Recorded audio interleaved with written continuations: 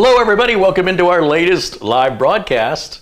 Today is the 21st of January. It's 2022. My name is Kerry Holzman. And I'm Mitch Morrison. So he says. It's Freaky Friday. Why, are you me and I'm you now? Yeah, something like that. Height. Oh, height. This is what it's like to be tall. I look down on all of you. How's everybody doing on this Friday, wherever you are? Glad that you joined us. And he's wearing a Pablo Cruz. Yes. What's the matter? You're not giving Toto the love this time? I just... You guys in a fight? I just watched the movie Step Brothers, and Will Ferrell wore this exact shirt, and I'm like, I found it in my closet, and I thought I'd represent I Love the Boys, the band. This is a band. Of course, their hit songs, What You Gonna Do and Love Will Find a Way, are their two biggest hits, and I missed seeing them in when did it, October or something like that, over in LA, because I was down at the motorcycle rally. I was disappointed, had a front row seat, but I gave it up. Oh, I remember that story. So I was like, doit. Peter Laycock kicks us off with a 50-pound contribution. He says, good morning, or good evening. Okay. It's his morning. Okay. Kerry and Mitch and everywhere in the chat room from Edinburgh, Bonnie, Scotland, where the temperature in Edinburgh is 44 degrees Fahrenheit. That's not too far from where we were this morning. Right. Warmer now. I think it's in the 60s now. It's getting hot. Yesterday was almost like air conditioning weather. Yeah. I had to roll the windows down in the car. Yeah. Good motorcycle riding weather. Yeah. Pity I can't do it. Okay. You see, I think you're faking it. I think you're fine. My ribs? Okay.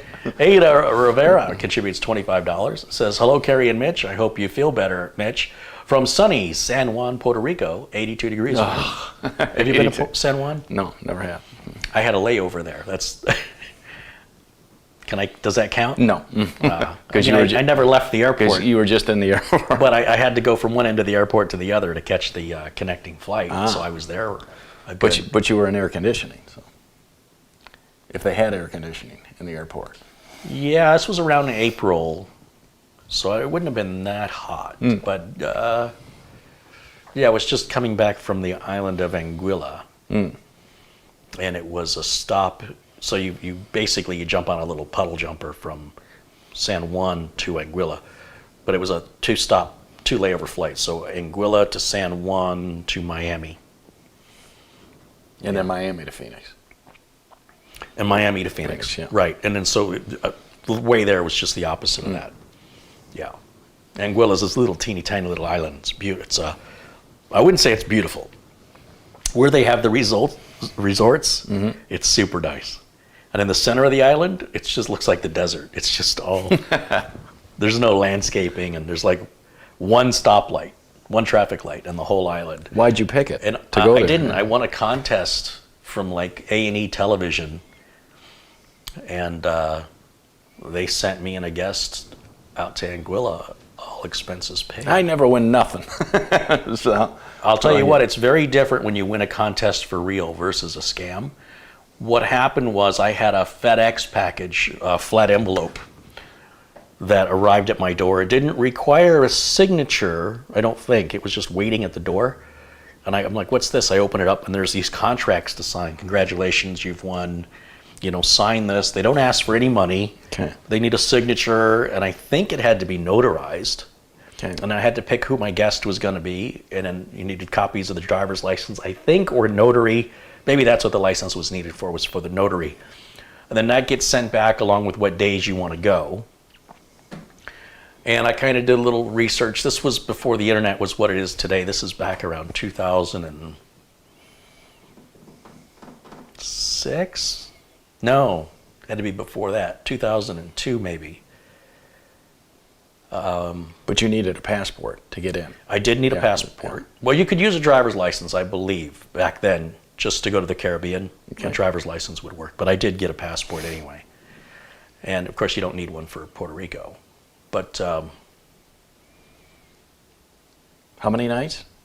5 nights? 4? I think it was 4 nights, 5 days? I think it was 7 days, 6 nights. This hotel was the Cuisinart Resort, was $600 a night in 2002. And they sent me the bill for it. And I'm like, I'm a contest winner. You know, this was supposed to be covered because you got to pay. You got to put a credit card down for any in-room expenses. They're not covering your mini bar or any added services, and they included like a 1-hour massage at the hotel for each guest, and then they gave you breakfast and dinner at the hotel. But it was all fancy French food, and it was. I'm like, I kind of complained. I said, look, I appreciate that I won the contest. There's all these really cool little restaurants around the island. There's a place called Tasties. We're like, yeah, we're going to try Tasties. And because it's a British island, there were like fish and chips and other British-owned places. I said, but you locked us in to eating at the hotel, which is all really hoity-toity French food, which was nice the first day. And the second day, you're looking at the same menu. And the third day, and I said, so we actually forego that, even though you prepaid for it to the hotel.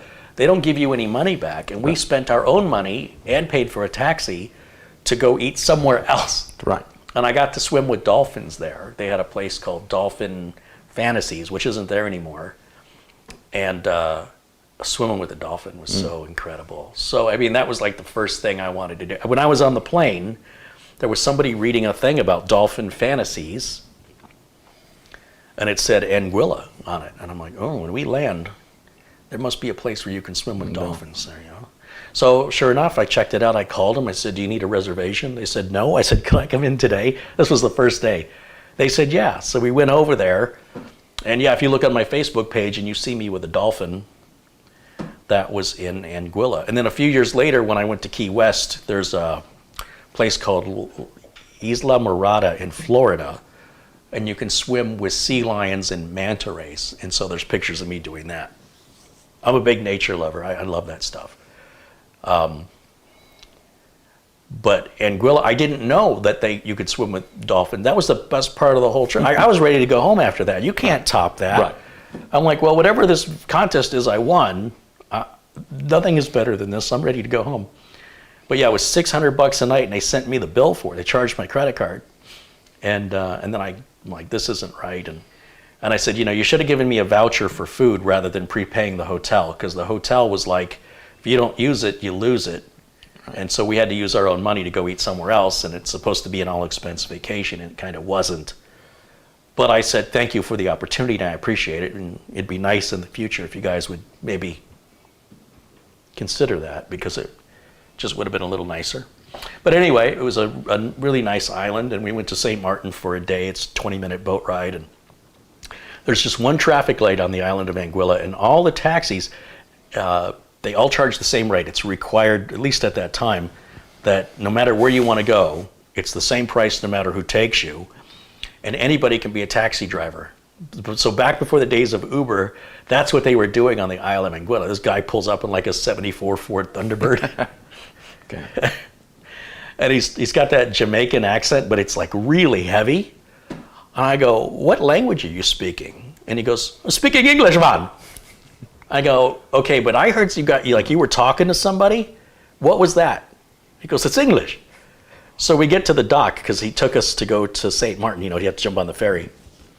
And he says, and the other guy goes, and I go, there, right there. What was that? It's English. If you say so. Yeah. So I guess I'm a racist now. Anyway. Yeah, that was 20 years ago. Oh my gosh, I'm getting old.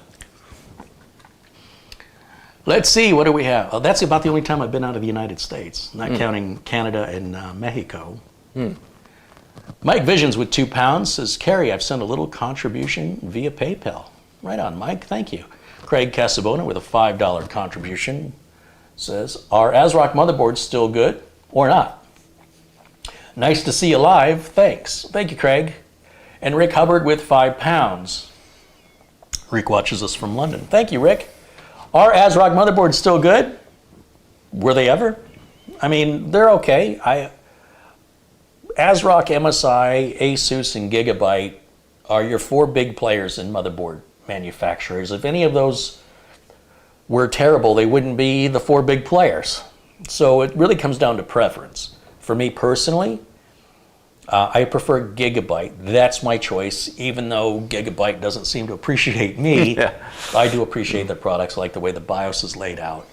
They're not perfect, you know. The Asus boards, I they feel a little controlling sometimes to me. So I do use them. The ASRock boards and MSI boards you'll see used here time and again. My office computer was an ASRock board for several years. And they do seem to severely slow down the boot up process when you turn XMP on. I can tell you that when I turned XMP on my office computer, my boot up time, it took forever to post. I guess it's like training the memory and seeing how fast it can take it every time you turn it on. So whatever speed you're gaining, you're paying for it at the boot up time, which, of course, I just leave the computer on. Yeah. But anytime I got Windows updates and stuff, it was like, here we go. If I turned XMP off, instant. And I don't experience that with Gigabyte boards. So, it really kind of depends on you as a person to decide what your values are, what you're paying, what's important to you, and how you perceive value. It's certainly not dangerous. It's not a rip-off. It's not a terrible thing. If you came in with a repair and your board, let's say, was an ASRock board, I wouldn't immediately go, oh, there's your problem. I wouldn't do that. I've built with ASRock boards here, MSI boards, Gigabyte boards, and Asus boards, and I keep going back to Gigabyte. And the reason I build with those boards is I want to revisit to see if my attitude might change regarding who the best value is. The industry moves at a quick pace, and so if you lock in, you say, well, I'm only going to use this brand, they're very faddish. They kind of go with trends, and sometimes ownership changes or product managers change, and the priorities shift to like, oh, let's do everything RGB and make everything real brittle and fragile. So the brand that you once liked now becomes a brand you hate. And being in the industry over 30 years, I feel it's an obligation that I have to look at the competitors on a regular basis, once every year, once every 2 or 3 years, whatever it is, to determine if their processes or values have changed to more align with my own, but doesn't make them bad products. It just means they're less desirable for me running a business. As a home user, you're building one computer, every couple, 3, 4 years? It's not going to matter. When you want to build 100 of them every 6 months, that really matters when you scale up. It matters on price, it matters on reliability, it matters on availability, it matters on support, it matters on how difficult they are to install. If they're, super easy, or if they're overly complex, it starts eating into your labor time, it slows down how much work you can do, it limits your growth opportunities. So when you're asking me, you're asking a professional working technician. So you have to understand my perspective is probably going to be very different from yours. At the end of the day, read reviews, decide for yourself, and buy from a vendor like Amazon where you can return it for any reason within 30 days, and then you have no risk. But ASRock, MSI, Asus, or Gigabyte, I think those are your big four. And anybody beyond that, I wouldn't trust. Right. There's a couple other board manufacturers out there that I'll take a pass on. Maybe if they get bigger and more popular, but there's a reason why those are the top four. So hope that answers your question. Thank you for your contribution. John Craig contributes £5. He says, it's nice to catch a live stream, and I agree. I prefer Gigabyte boards. Yeah, I think it's really been beneficial that we've been broadcasting for several months now. Every Friday at 1 o'clock we start, 1 o'clock Arizona time. And you guys shouldn't be surprised when we're live, right? Every Friday, 1 o'clock. It's been that way now for, has it been a year? Something like that.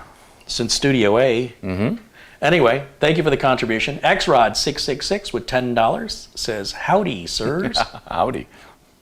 Are we sirs? You think he's talking to you? Yeah. Mitch is plural.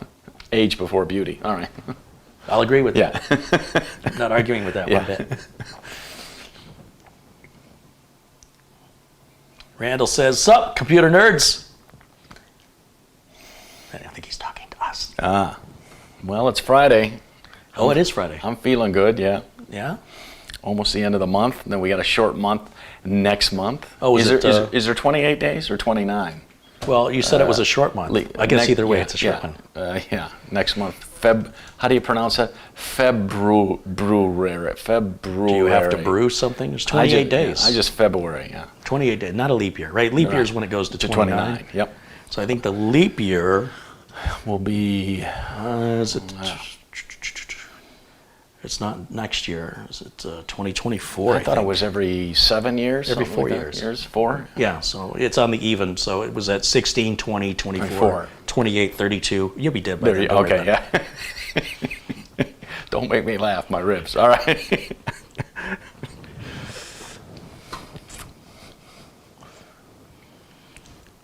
Carrie and Mitch need the good oil for today because it's Friday. We're starting with the jokes early. Okay. Ouch. Okay. Andy says, "Morning, Mitch. My girlfriend likes your long sleeve top." Oh, yeah, you can get them. We just leave people's girlfriends alone. I don't know how many times it's just not appropriate. Yeah. You used to be able to get this on Pablo Cruz's website. I don't know, again, with shipping. This is like the capri pants of shirt. Yeah. It's not short sleeve and it's not long sleeve. This is so you want to tan just this area right here. Yeah, 3/4. And then if you wear a watch, then you can get some bands going, some tan bands. Who wears a watch anymore? Although everyone raves about the Apple Watch. I've been thinking... That's not a watch. Yeah, that's a computer that you wear on your wrist that can tell time. Yeah. That's an app. Yeah. That you can talk. That you can talk like Dick Tracy. It's like this. Hello, headquarters. It's like calling this. This is not a phone. No, it's a computer. This is a computer that has a phone app on it. Yeah. Starting to get angry at the world. All right. Today I wanted to do something a little bit different because I think Mitch and I are getting a little tired of these builds, and I've got a lot of builds to do. They're stacked up here. You don't want to see what this place looks like right now. Not too many RGBs. I'm getting burned out on it. Can we make February no RG with a circle with a no RGB February? I don't think I can do that. No, I didn't think so. Customer's going to call. I'd like to order a computer from you. Yeah. No. Yeah. With lots of flashing lights. No. Okay. Yeah. It's RGB. Yeah. We don't do RGB in February. Mm-mm. So what I've got, there's Frankie McAvoy says hello from Waterford, Ireland. Sláinte, Frankie. Welcome in, my friend. And cheers, of course, to John Craig and Rick Hubbard. There's Ron Hillier. Hey, Ron.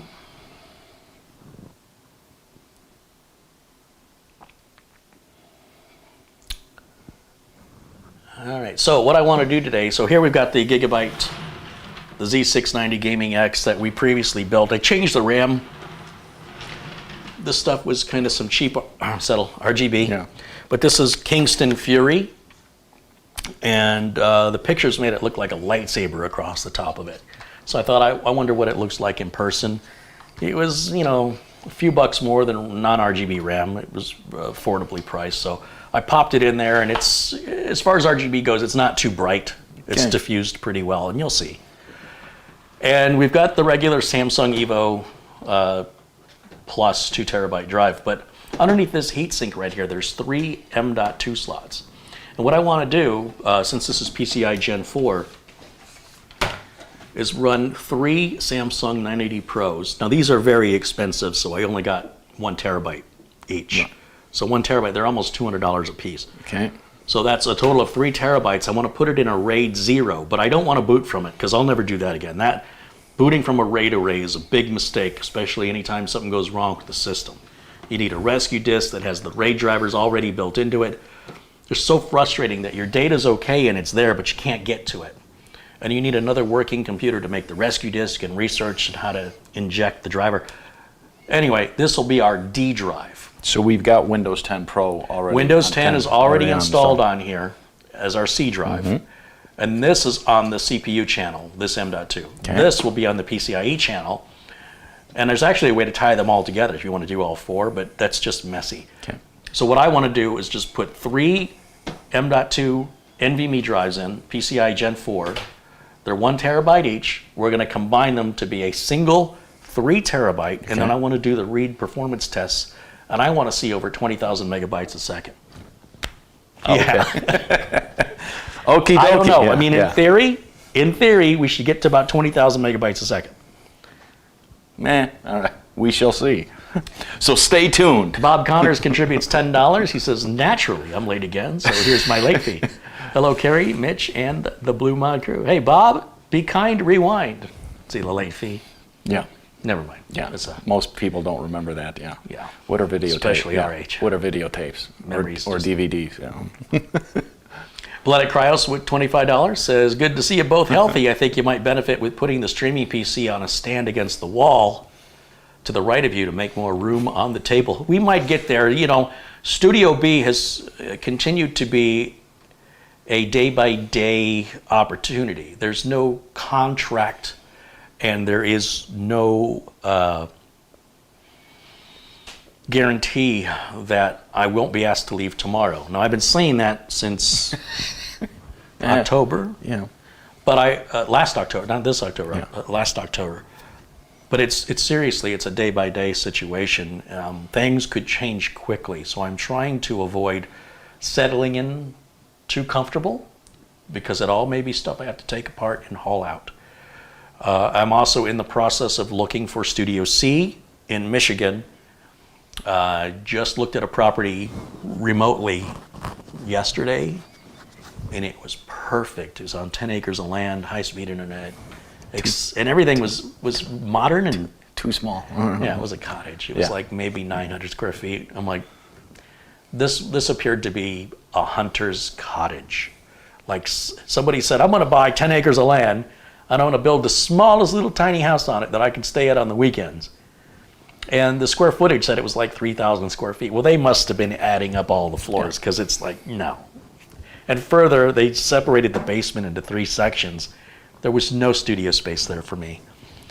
But I thought, oh, it's so close to what I want. Yeah, the photos look good. So Oh, the photos made it look huge. But anyway, wide angle lens. All right. that'll be Studio C at some point. I don't think that we'll find a place until summer. But you never know. When the right place goes up for sale, you got to be ready to buy it. So I'm getting updates every single day from the MLS system for what I'm, a vague area of where I want to live, the price range and the size, and I want great rooms. I want privacy. I need internet, and I don't want to be too far into the woods. 20 minutes away from the city is all I want. This place was about 30 minutes out of the city. It's about 10 minutes further out than I wanted to be, but it had the right price, and now I know why. So anyway, when that happens, if this place is still here and available, then I'll bounce back and forth between B and C. A few weeks there, a few weeks here, and eventually wean myself off of Studio B and just be entirely full-time at Studio C, and then occasionally maybe over at Studio A. Probably not, but that's yet to be determined. But that's what's going on with that. So it's a continual process that goes on off camera that I'm having discussions and, like I said, virtual walkthroughs. Thank goodness for the internet and cell phone cameras, because if I'd have flown out there to look at this property, I would have been pissed off. It would have been a complete waste of my time. JX contributes $2. Hey, thank you, JX. Frankie says, Carrie, I'm very impressed with your Irish. Very good news from the side from 6M. Tomorrow morning, all COVID restrictions will be lifted in Ireland. Nice. All right. Let's hope it stays that way for a while, huh? Nick Poverman says, rest in peace, Meatloaf. Yeah. Yeah, and Louis Anderson, too. Yeah. I wasn't a Meatloaf fan, but I was always a Louis Anderson fan, especially his stand-up comedy. Such a funny guy. Luke Greeny is saying hello. Welcome in, Luke. One of Louis' funniest comedy lines was he would say, folks, last week I had a stress test. I attended a family reunion. Nice. Which I'm like, now that's funny. So Let's see. There is that $19.66 from Michael sent through PayPal. It's an odd number. Thank you, Michael. Thank you. I just wanted to check on that. chicken wings tonight. All right. You can have 3. Okay. Yeah, so no drums, just wings. All right. let's do it. Those are called flats. Oh, flats. Okay.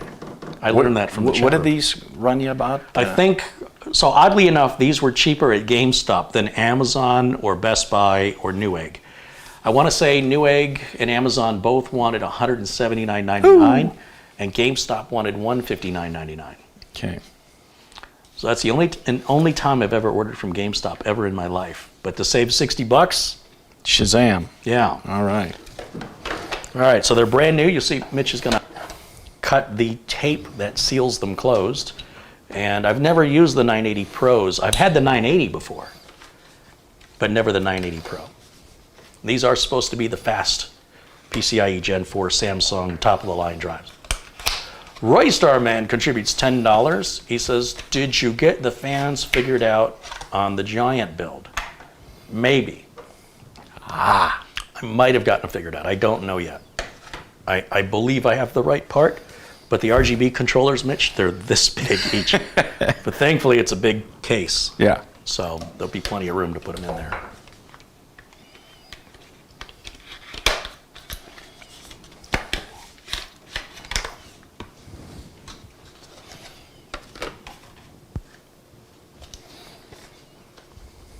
There's Michael Dane joining us.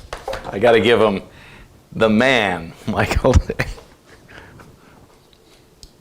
All right. Get these sharp instruments away from Mitch before somebody gets hurt. I'm going to go to a close-up camera here, so let's see if this works. Okay. See if I turn on close-up camera 2. Ah, look at that. It's almost like I knew what I was doing. And that's what we're putting in. 3. Thank you, fan of white. Not 1, not 2, but 3. All right. That's how many licks it takes to get to the center of a Tootsie Pop.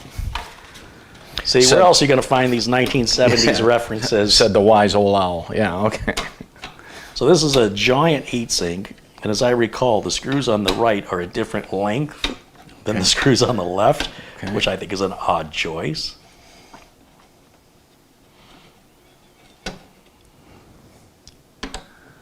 These are like super shallow. And these aren't captive, and they if you drop them, good luck finding them because they're super tiny. So I'm going to do my best to try and just lift the whole thing up, keeping the screws in place. And I didn't take that one all the way out, apparently. Details, details. Didn't take that one all the way out. You said they were shallow. Yeah. Well, I guess that one's a little longer than I thought it would be. There we go. And I'll just set this piece down over here. And as You you want to be careful not to. and as you can see, are there 3 slots there? Yeah, you can also see on the bottom of the heatsink we've got 3 strips of thermal tape. Okay. That is currently being. Well, see, there goes a screw. That's what I'm trying to avoid doing. But luckily, it's right here on the workbench. Okay, go ahead and set that down for me, and we'll get these drives installed. I'll just set this down here. Okay, so let's see. We've got these 3 M.2 drives, 1, a 2, a 3. Back. Yep. And they already have the standoffs in the right position, 1, 2, 3. Okay. Do they already have screws, or are the screws in the motherboard box? Let me get my glasses. Oh, the screws are missing, Mitch. Uh-oh. So do me a favor, hold up the board. How? Just lift it by the heatsink. Here, let me go to camera 1 so people can watch this. And laugh? Okay. Here, I'll lift it up, and then Okay. you look in the motherboard box. This is a safe place to hold the board. There's no worry of anti-static. A 1, a 2. Yeah, it's a good thing they put each screw in its own little separate 3. plastic bag. To hell with the environment, that's what I say. Let's kill it slowly with M.2 screw bags. Such a screw bag. Yeah. What'd you call me? Yeah. All right. You do that part, I'll cut these open. We're a team over here, like Okay. Laverne and Shirley. The dated references won't stop, folks. There's more coming. A 23 Skidoo.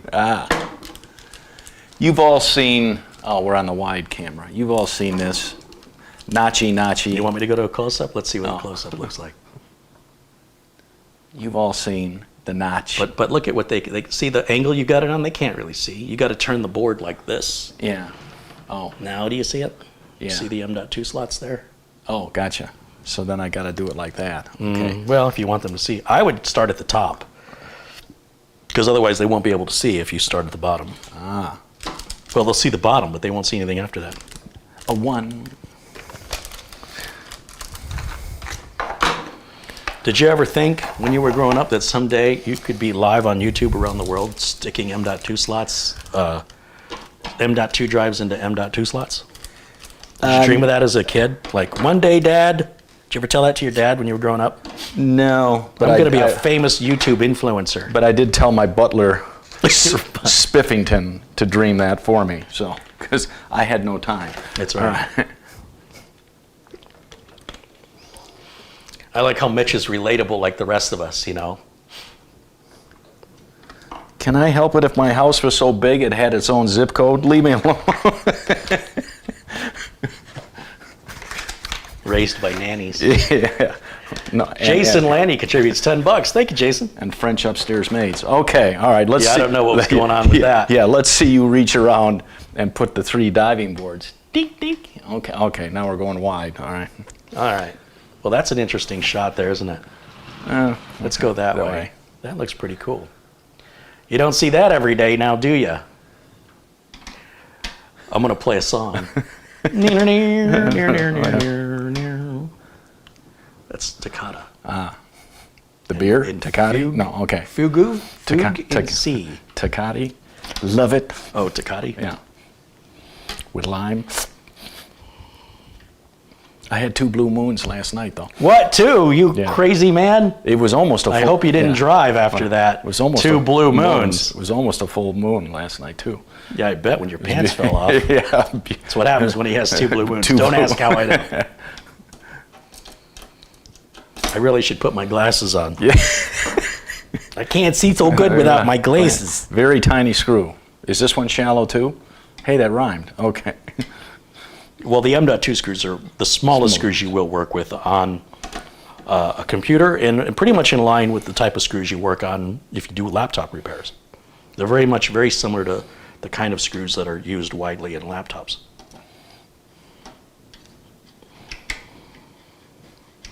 Let's go back over here to camera 1. Now I'll be anxious to watch you pull the thermal tape off without losing those very shallow screws. Want to see how I do it? Yeah. There's a little pull tab underneath. You just pull that in. What am I, Oliver? Please, sir, can I have some more? The dated references continue. Yeah. Movie. Look at that. Isn't that, give me those things. Isn't that amazing? Yeah. Yes, and for our next trick, Yeah. we will chew bubble gum and walk at the same time. Nothing up my sleeve. Hey, Rocky. Yes, he graduated from What's the Matter You. You. Watch me pull a rabbit out of my hat. Another dated reference. The hills are alive. Bullwinkle. All right. Did someone say Bullwinkle? Yay, it's Nutty. It's Rocky the Flying Squirrel. Want to see me pull a rabbit out of my hat? Not that trick again. Aren't these guys just very, very boring? I want to go back to hibernate. Bye. All right. Wish I could go to sleep like that. Right. Okay. You can go over there. Oh, yeah! Here, I got something for you. don't spend it all in one place. Some chocolates with eggs and nuts. All right. Well, that's the hard part. Actually, the hard part is configuring the BIOS for the RAID array. Now, I have done absolutely no prep and no research. I treat this like a video game. I treat it that way because that's how we learned in the 1990s when we would go out to do field service work. Is customer calls, said they had a computer problem, and the boss didn't care what the computer problem was. The boss knew you're charging $125 to show up at the door, so you can get those details when you get there. So if it was something like, machine won't turn on, and check to make sure it's plugged in, boss would not make those recommendations. The boss simply said, "What's your address?" Okay, service tickets created, hand it to the available tech, and if that was me, you put the address in, and we didn't have GPSs back then. How did we know where to go? I mean, Phoenix is a grid system. It's pretty simple. The folding map? No, I didn't use that. I think we used MapQuest, and we would print it out. Yeah, I'm pretty sure we used MapQuest and printed it out. And then just follow the same printout backwards to get back. But yeah, you didn't know what you were going to deal with until you got there, because it was $125 guaranteed just to show up at the door. And the boss didn't ask too many questions. Just give me the address and I'll send a tech out. And you got 7 cents of that. Okay. Are we using? I think I got $12 an hour. Are we using this? Yeah, that's an EVGA 500 watt bronze power supply. They're about $30 on Amazon. It's a good basic power supply. Excuse me. If you don't have a video card, it's too little bit of power for a discrete graphics card. We're using integrated graphics on the CPU. MB must be motherboard. Yes, it is. It is must be. Must be motherboard. And where's my CPU? Right there. See, MB is. Yeah, the rest must be. Must be. Never mind. Yeah. These jokes are hilarious, yes. and I'm wasting them on you people. Wasting. It's gold. That's gold, Jerry. Banya. What are you talking about? Kenny Banya on Seinfeld. I don't remember that. Oh, he would always say. I remember Festivus. He said that's gold, Jerry. Was Kenny the comedian with the big teeth? Yeah. What's his real name? Hey, Jerry. It was Kenny, wasn't it? Wasn't Kenny his first name? Kenny. Or Dan? Kenny Banya. That was his real name? No, that was a character's name. I don't know the actor's name, so. I can see his face now that you mention it. I got to look it up now. Steve Heitner? Yeah. Yeah. Yeah. And when you see Steve, you'll recognize he's one of those faces where he's famous. Yeah. And he talked about taking his wife to Africa and people going, Kenny. So he said the power of television blew my wife away. That she thought nobody will recognize you in Africa, and he's like, Banya.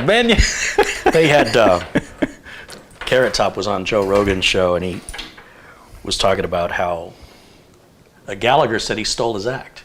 Right. He said, "What do you mean I stole it?" Gallagher came up to me and he said, "Why didn't you steal the clever wordplay stuff? Why did you steal the stupid stuff?" He's like, "But I don't do what you do." Like Gallagher would just take two things. Yeah. Because I invented stuff. Right. And right. props, I thought my stuff was more thoughtful.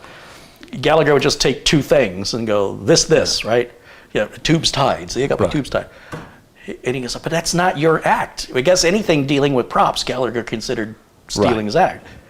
So he said, he got Seth MacFarlane over at Family Guy. I said, "Hey, we're going to do this little bit with you, and do you want to voice it?"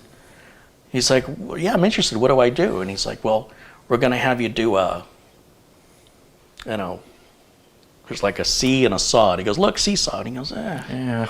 It's something that Gallagher would do, Yeah. Couldn't we do something a little more clever? He goes, "Look, the animation's already done. Everybody loves it. And if you want, we'll just get somebody else to do the voice. It's gonna be."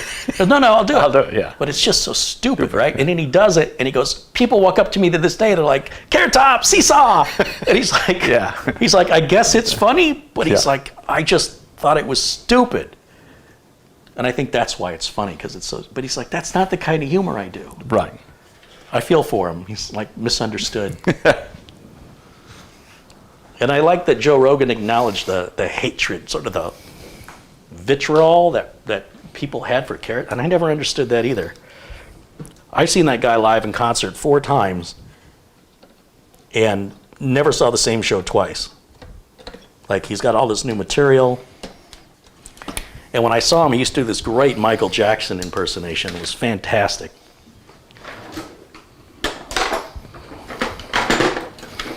We got to get us one of those Joe Rogan Spotify deals. Ah, yeah. Why don't you reach out to Spotify and see if they'll give us a pack of gum and a free voucher to McDonald's? I don't want to live in Austin.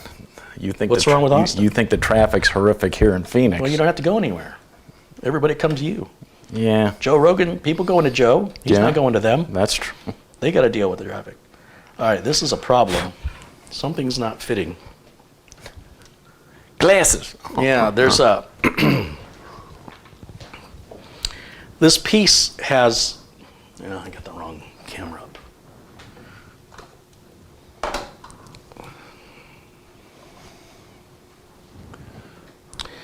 This piece has holes in the bottom of it, and there's one hole that's blocked. And universally, boards don't use that, but for some reason, Gigabyte decided to start using it. And I don't understand why. It's the top. It's right above the speaker. And this is driving me crazy, and I think I want to fix this right now. Live. Yeah, I'll do it live. Live. It's a little risky, but you know what? I'm a crazy man. You can't stop me. It might be a shocking experience. Oh, you're gonna. Oh, geez, here we go. Hey, listen. Don't listen to the last guy with the Band-Aids on his face. He was learning to eat with a fork. I had nothing to do with it. Okay. The hardest part is getting the tool out of mode. Yeah. Okay, come on now. I'm having visions of the movie Driller Killer. All right, okay, here we go. Never heard of it. I'm sure that was a popular one, was it? Mitch has a very eclectic taste in movies. In the 70s. So I'm going to use my electric drill, and I'm going to move the clutch all the way up. Okay. Just to drill mode. And so this is now the smallest bit I've got. Don't be hard on yourself. Oh, okay, the bit, yeah. Okay. Yeah, the bit. Okay. And not the comic bit. Okay.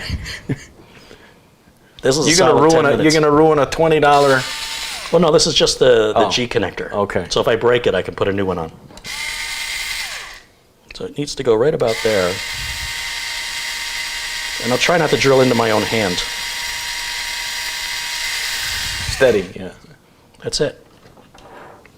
Will you, hold on a minute. Let me take this over to the trash can. It's got plastic shreds.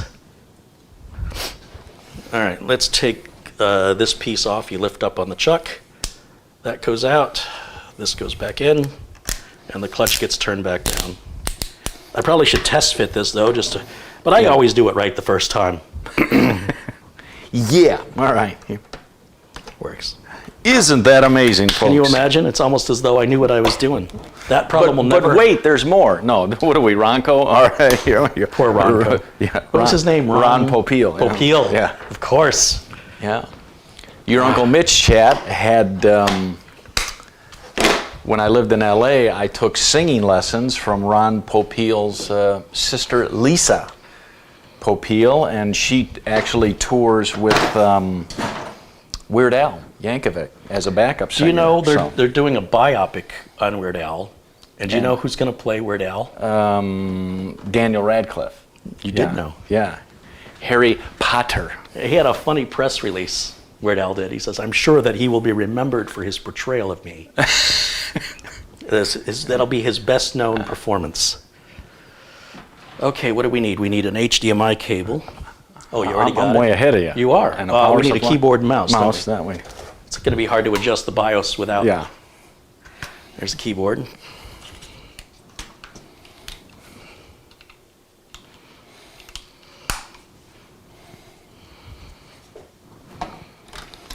And we're ready, Teddy. All right. You got power. Flip the switch on of the power supply, please. This is the first time I'm using this power supply. I took it out of the box last night.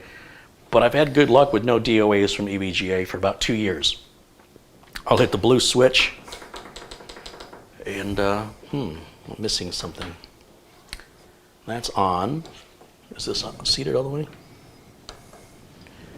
Uh-oh. Why don't you try your old switch? Do you think I broke it? I didn't break this. It's not the switch. This motherboard should have lights come on when the power supply has power. Is the power plug all the way in? It looks all the way in. Is that on the on or off position? It's in the on position. Flip it to the off position for a moment. Maybe I didn't like the way this seated. There, it sounds I didn't like hear the click. Now? Now try it. Didn't make any difference at all. Remember how I said I haven't hit any TOAs? That's acting like a dead power supply. Okay. Or I don't have the connectors on all the way. So no panic, not a big deal. You don't have an old one? Oh, I have lots of power supplies. No, I meant the switch. You don't have, remember It's not a switch problem because the lights on the board would light up the minute it gets any juice, whether or not it's turned on. Gotcha. Right, unless the switch is in the off position. But I want to just double check that I have these connectors in the right place. Sure I do. But I'm going to reseat the 2 connectors. Michael Dane with $5. The man. What's he say there? What do you call a pig that does karate? What do you call a pig that does karate? A pork chop. Ha ha! And one right back at you, Michael. Let's see. Why did the can crusher quit his job? Why did the can crusher quit his job? He found it depressing. Oof. Ouch. That's not the corny joke of the day, though. I found that joke depressing. Okay. You call that comedy? I'll show you comedy. See, I would have slipped on a banana peel there. Instead of a wet sidewalk like me. You're right, that was funnier. Yeah. All right, let's see. I think this might be a DOA power supply there, Mitch. Wow.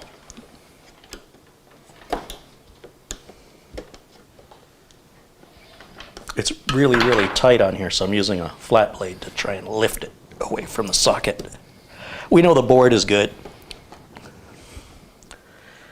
So, just not sure what's happening here.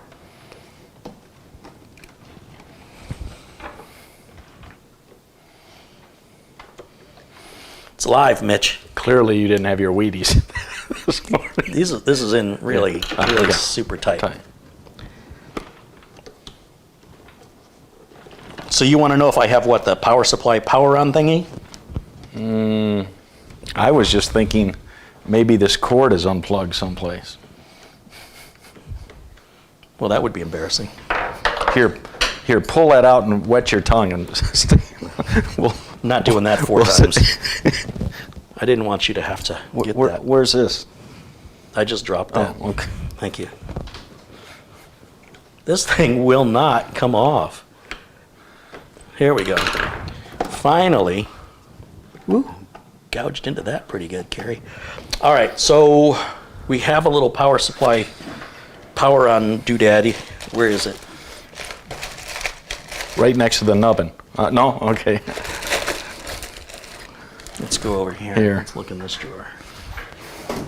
I know I've got several of them. I just don't know what I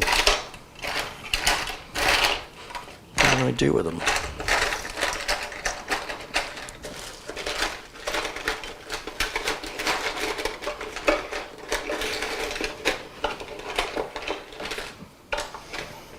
This here. Ah.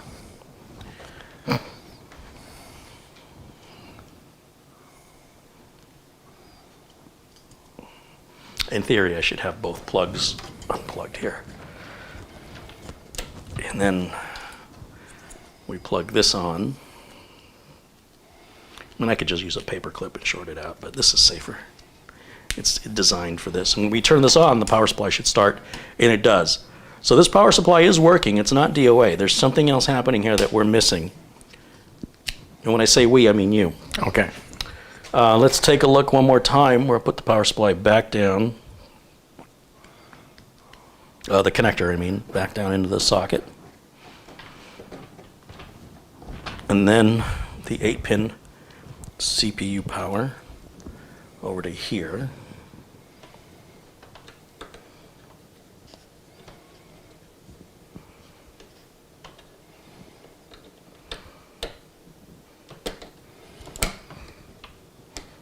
Okay, flip the switch on. You see the lights flicker and then they went out? This isn't going to turn on.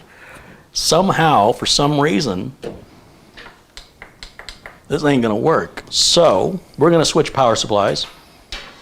And let's use that cheap Aptiva one. Not Aptiva, what's it called? Aries game. Activa, like the yogurt? It's not a good power supply. No. I've tried it. It's messy and it Okay, smells. Yeah, I don't know why that's not working. I'm missing something, Mitch. What did you do? Par for the course. Set me up. You set me up on live. It's a plate in my head. It's magnetizing the motherboard. Oh, the one the aliens put in? Yeah. with the 3 eyes. Okay. Okay. So I don't know what's going on with Okay. this. So you want to try this one? Yeah. Yeah, this is also brand new. I haven't used it before. It still has the Velcro tie with some. What'd you throw that? I don't know. It got some lint on there or something. No idea. Isn't that a ZZ Top song, Velcro Fly? Okay. Or tie? No. It's Velcro Fly. All right. I don't know that ZZ Top song. Oh, you should get out more. All right. I would, but that involves social interaction. Just peel that off. Now, of course, if this power supply does the same thing, then we'll be doing some diagnostics, and the title of the video was more accurate than I... Yeah. Make sure the RAM's seated. Click, click. See? You didn't... You heard the click? That was so realistic. I thought that was real. Yeah. Real Foley actor? Yeah. Acting. Okay. Oh, yep.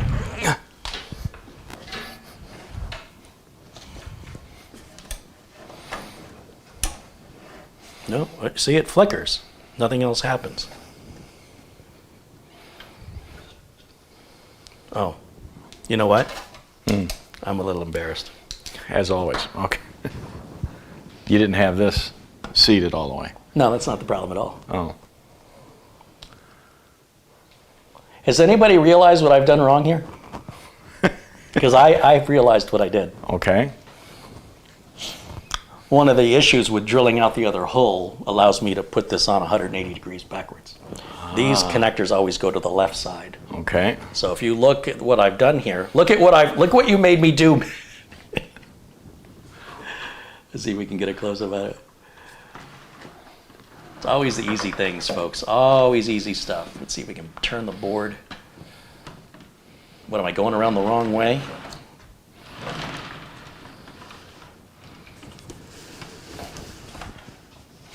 This cable right here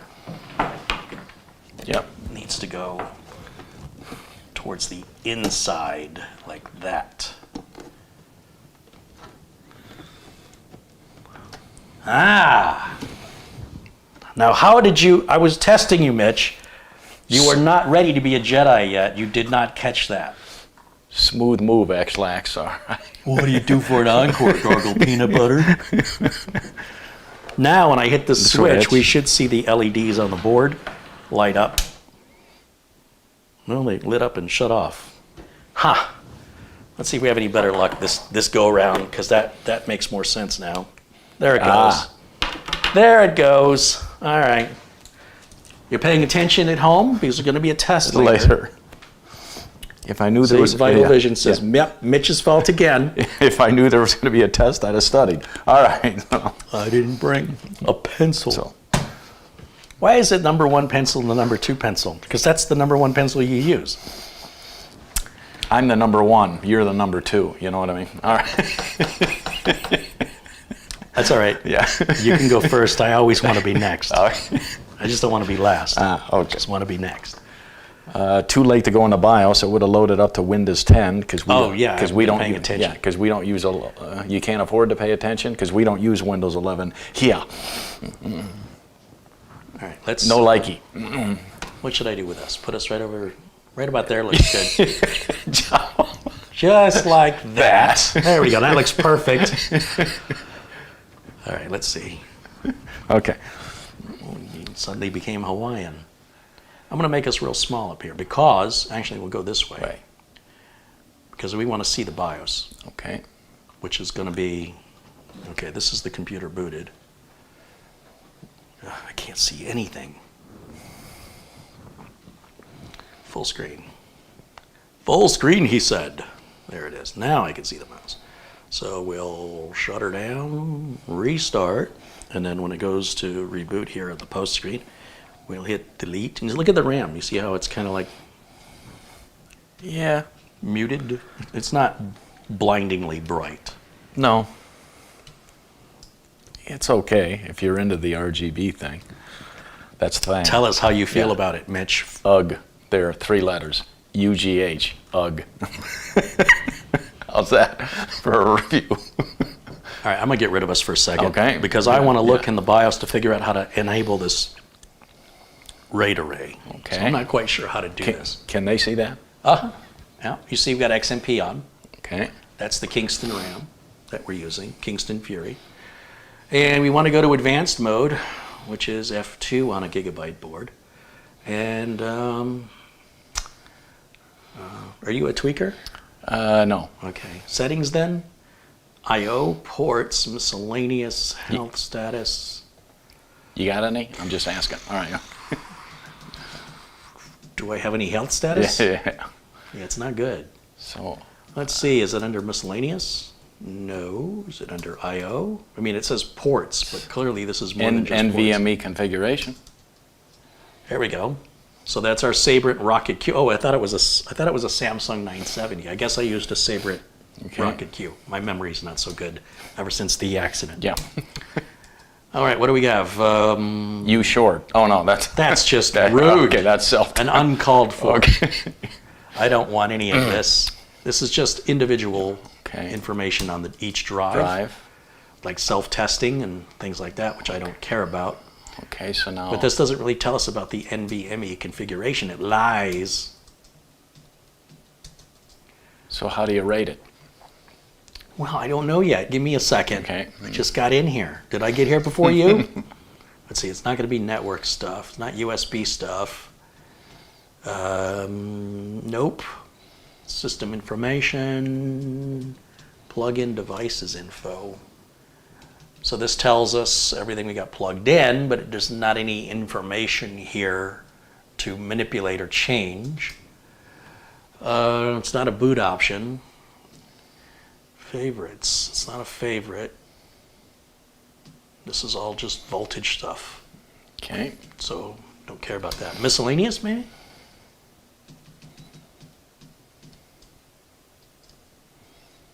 Intel platform, trusted computing. We don't need any of this stuff.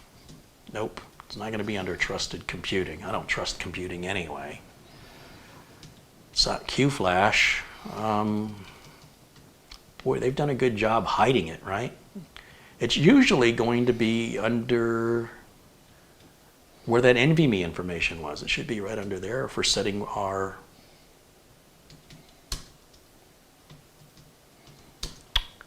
like SATA type to RAID.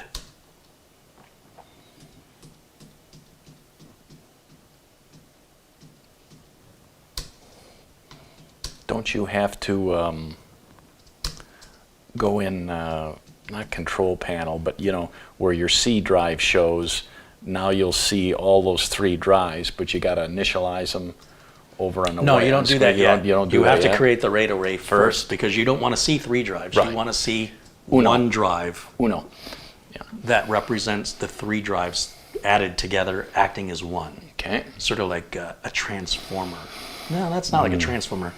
More like, was it Voltron, the one where all the little ships go together to make one big ship? These 3 individually won't work in a RAID configuration alone. They have to have the other 2. If I did what you said, then I'd have a D drive that's 1 Oh, yeah. terabyte, an E drive that's yeah. 1 terabyte, and an F drive that's 1 terabyte. No likey. What I'm trying to do is just get 1 D drive that's the total 3 terabytes of all 3 drives, so that all 3 drives will read and write at the same time, each one doing 1/3 of the work, tripling our read and write speeds in theory. Look in chat. They're smart people. Oh, I could, but that's But like where's the fun? All right. that's like looking for the cheats, the walkthrough. Okay. I mean, there's not that many options in here. What am I missing? Secure boot, virtualization I don't care about. Maybe I got to turn, does CSM support have to be on? Sometimes you got to turn some feature on like that in order to get to the RAID options. Or you have to turn it off. I can't remember. It's been a while. I'm not going to be that. You'd think it'd be in here. I would have thought it would have been This is all just self-test information. Yeah. There's nothing about the RAID. RAID!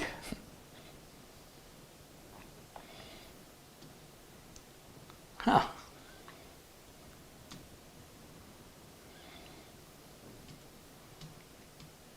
Storage boot option control. Don't have lunch. No, let's do.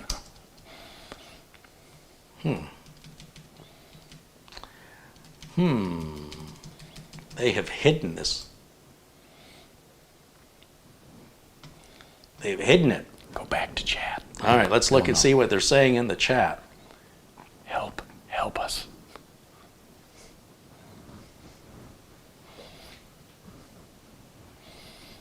Anyone? Bueller? Another reference? At least he's in the 80s now. Yeah, okay. Don't tell him I'm doing this. Okay. How to enable RAID Z690 Gaming X. RAID setup guide on YouTube. Hey, there's a guy who made a YouTube video about it. Back in November. What? I'm not the first. Level 1 Techs did this. Go check out Level 1 Techs. It looks like they're the same size as me. We should be friends. And then they can do all this work. Bosom buddies. Lifelong pals. Hey, this guy looks like Captain Riker. Let's see. Level 1 Techs. And blah, blah, blah. Blah, blah, blah, blah. Is that what people do when they watch my videos? Yeah. So he's going under VMD, Volume Management Device. Oh, I thought it was Virtual Device. Well. Oh, golly. Gee whiz.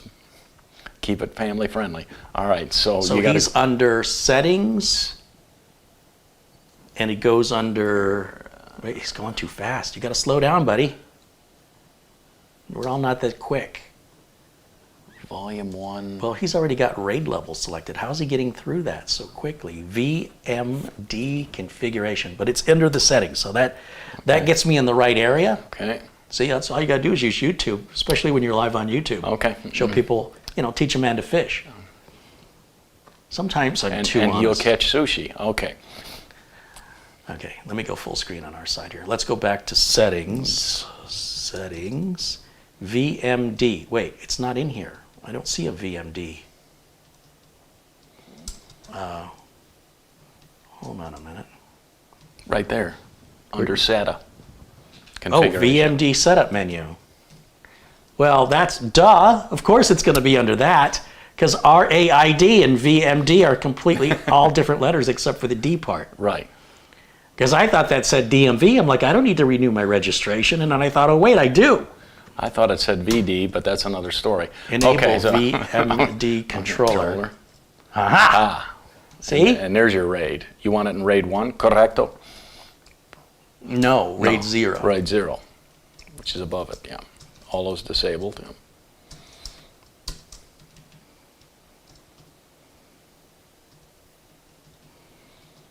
You don't want Intel Optane memory either. Okay. Probably want rapid storage technology. Enable VMD global mapping. Okay, now what did he do? He went back, and then is it under NVMe now? Do we have the option? No? Is it under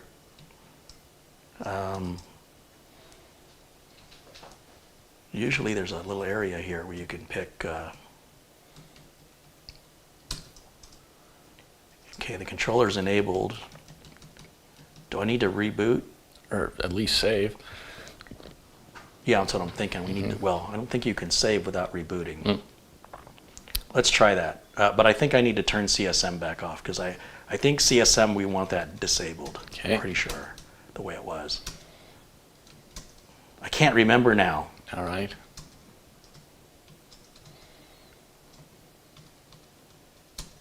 I'm going to disable it, because we're not going to boot from it anyway. Okay.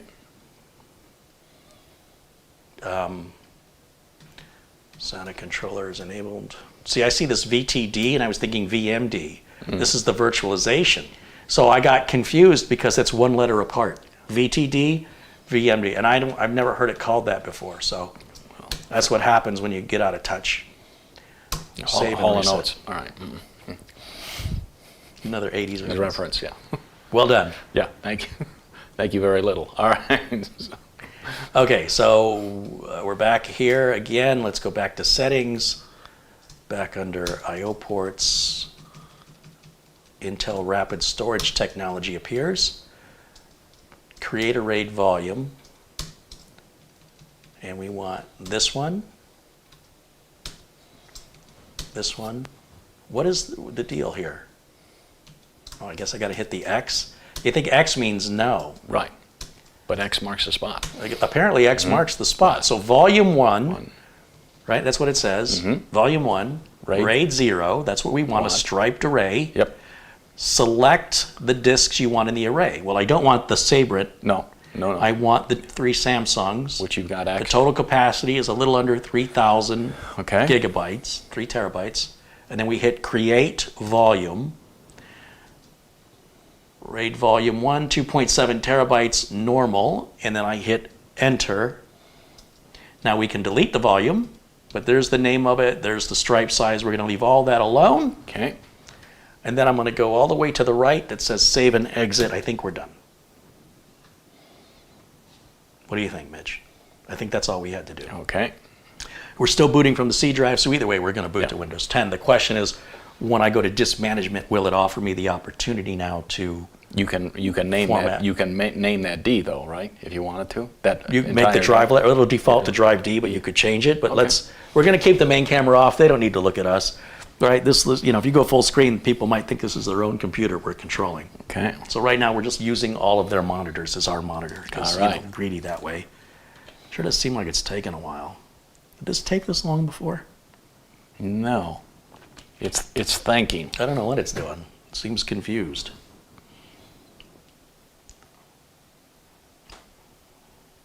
Well, that's probably not a good sign. Inaccessible boot device. I wonder if it's trying to, well, it shouldn't try to boot from the wrong one. So you'll have to go in and tell it where you want to boot. Isn't it worth it to go faster? It takes this long to make it go faster. You wonder why I'm not a fan. But we're going to do it because I don't want to build a computer today. I wanted to do this today. I wanted a new challenge today, and that is apparently what I have presented. Oh, come on. Missed it by that much. I did. I didn't hit delete fast enough. It's probably going to do the same thing again. Yeah, we knew something was wrong. It was taking so long to boot. Don't like those blue screens of death. No, I don't mind them. I don't see them very often anymore. It's kind of like visiting an old friend. It's like, I thought you died. Which is ironic. I'm getting better. You'll be dead in a moment. Another movie reference. Okay. You'll be stone dead in a moment. No, I'm getting better. Can't you do us a favor? Well, it's consistent. Okay. All right, I'm going to turn this off. We're going to wait a second, and then I'm going to turn it back on.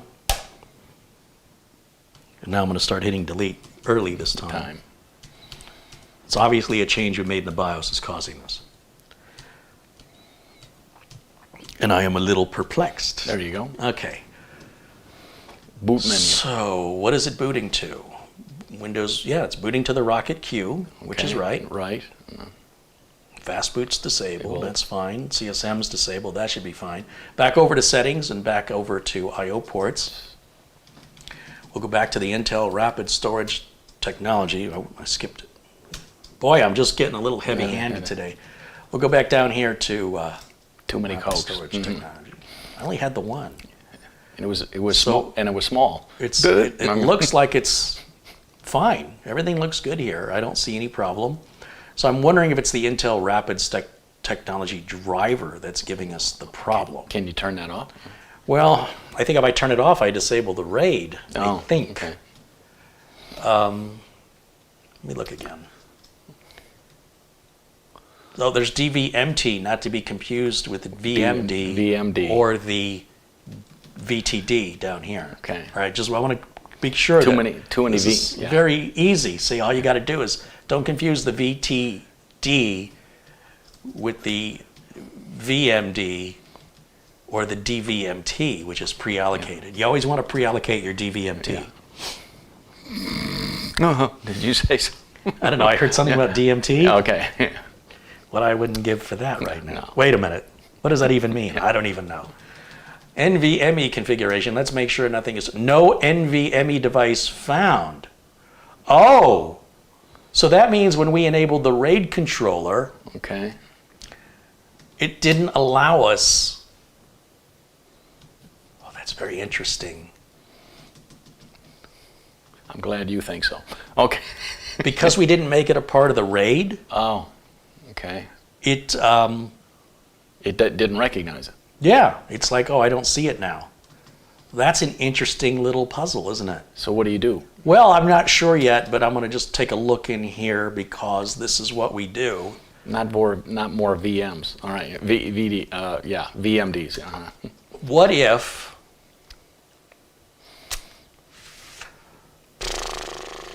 it looks like it turned RAID on for all 4 controllers? What? Yeah, yeah. See, it says map this port. Yeah. So let's enable VMD global. Let's disable that. I don't want it globally. Okay. Map this root port 060029402740264. I don't know what this means, but 26, 27, and 29 look like they're together. I'm going to guess that right there is our boot drive. And I don't need the SATA controller part of the RAID either. So just those 3. And I'm just going to use logic. I actually am just making stuff up right now. I see that. All right. But I'm going, so it's just like playing a game. You're trying to figure out how to get through the level. How do you get past the boss? Why is it automatically repairing? Well, because it blue screened the last Oh, 2 you broke times. it, yeah. And it shouldn't find any problems now. Now it should boot fine. Diagnosing Diagnosing? your PC. Attempting repairs. Okay. Mhm. Now it's going to reboot. Any day now, it's going to, any minute. Yeah, it's gonna any reboot, second. It's There going we to go. boot to Windows 10 in seconds now, properly like it's supposed to. Uh-huh. Any minute now, any time. There it is. There it is. See, you understand what I did? I will when you click this PC and see. Well, we haven't formatted it, or Oh, we haven't gotcha. partitioned You it, did, yeah. right? Gotcha. All we did is we created this virtual RAID 0 Okay. drive, which is made up of 3 physical drives, Okay. into one virtual 3 terabyte drive. So what we would need to do is we'd right-click on the Start button and go to Disk Management, and then we'll go.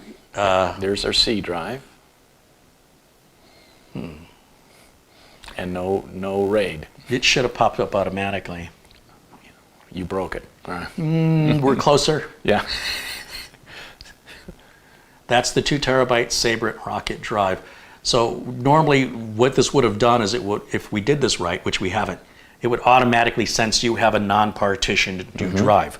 So we have to go back in the BIOS because there's still another little piece I'm missing. This is why you should watch a video all the way through rather than skip through it like I did on that level 1 text video. I'm like, oh, that's all I needed. I got it from here. Not so much. Let's go back to the BIOS again. Let's take another look. We're closer. Yeah. I think I've enabled the right controllers. With the keyword being think. Okay. Which you do quite often. I do a lot of thinking. Which explains Yeah. the burning smell. Well, yeah. Okay, so now we're in here in So settings. back in settings, back in I/O ports. See, this is all done on purpose because you learn through repetition. Now notice the NVMe drives aren't appearing here anymore, Yeah. right? Because we have enabled them through the VMD menu here. Okay. So we've enabled the controller. We've disabled global mapping. In other words, global means turning it on for every controller, globally. Even though it's not global, it's just across the motherboard, which is far from across the globe. That's really bad engineering speak. Now it says, are we going to map this port under VMD? Yes, we are. We're going to map that one. We're going to map that one, right? We've got RAID 0 enabled. So the question is now, do we have the volume set up correctly? Where did I set up the RAID at? It was under So I'm wondering now if I have to recreate the RAID. Volume 1, I mean, it shows it there. Everything looks happy. Stripe. I'm going to delete it and do it again. We're going to delete it. What fun. Okay. Yeah, we'll take a second. We'll create the RAID volume. And you notice it's not offering us any other drives except the Samsungs, right? So I was correct in disabling those controllers. Even though I couldn't tell by the numbers what they were, hopefully used logic to explain that. That's the volume I want. And I think we just created it. That's all. It's bootable, yes. I don't necessarily want it bootable. I don't know why it says it's bootable. But yeah, PCIe 0, 1, and 2. Okay. It's too bad they didn't label it that way on the other screen, right? That would have been easier to know which controller. But that's the stripe array. It's made. It's the same as it was. I really haven't changed anything. Oh, okay. Everything was fine. We didn't need to go in here. I know what I did now. Do you know what I did? No. Oh, let me rephrase. Do you know what I didn't do? No. You have to have a driver. This is why I said you don't want to boot from a RAID array, because you'll never see it without the driver. The driver, Mitch. Where do you get the driver? You get it from Gigabyte's website. Not seeing the movie Baby Driver? No, okay. That was all right. I love that. Right. You didn't like it? Yeah, a little too artsy for me. I like how we had like 3 pairs of sunglasses. Yeah, good car chases. Yeah, because, you know, that could happen. I like how when he's walking, it's going to the beat of the music and words are appearing in the lyrics on the screen, on the buildings and graffiti. Little artsy. It was clever. Yeah. So I just plugged the internet into this. Okay. So I'm going to just, again, we can't see the chat room right now. We're looking full screen at this desktop. And I'm going to go to the browser. If you ever see this, I always recommend choose Don't Update. Make it go away. And we want Z690 Gaming X Pro. I am so out of practice. I can't believe I forgot the driver. After I warned everybody in the beginning about how terrible RAID is as a boot drive because of the driver, the computer can't see it without the driver. It's not something built into Windows. It's proprietary. Each manufacturer of the BIOS or of the chipset they're using has to provide their own driver. The Asus driver isn't going to work on Gigabyte or vice versa. So under support. While you're doing that, I must have water. Yes. Nice Fiji Nobody water. notices you're stepping off screen. Yeah. I'm going to go to SATA RAID AHCI right here. And I'm looking for the RAID driver. It says Intel SATA pre-installed driver. I don't think that's the right one. It is a pre-installed driver, but I don't think it's... It says it's for SATA. We want it for NVMe. I wonder if it's different. It says SATA. Would it be under chipset? Yeah, I think we're going to have to use that SATA one for some reason. That they don't specify the NVMe away from SATA. So I'm going to guess we're going to have to load the Intel Rapid Storage Technology driver. So we're going to download this. But this is the one, the pre-installed driver, that you have to inject into like a USB rescue disk. If your computer doesn't boot right and you have to recover it, it's not enough to have a boot disk. You won't be able to see your RAID array unless you inject the driver into the boot sequence. And it's very technical and it's a pain in the ass.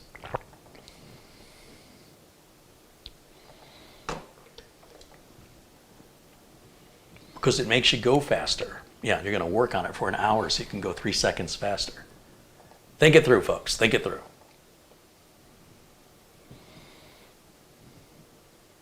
Yeah, that's fine. That's fine.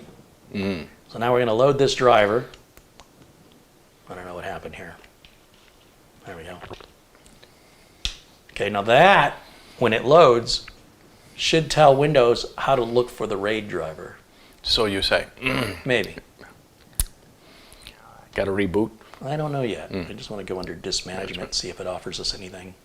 It does now. Looky what there. A shock. So we'll click OK. And right click, new simple volume. Next, next, next. See how it's going to be drive D up there? Okay. And then I'm going to say 3 terabyte RAID 0.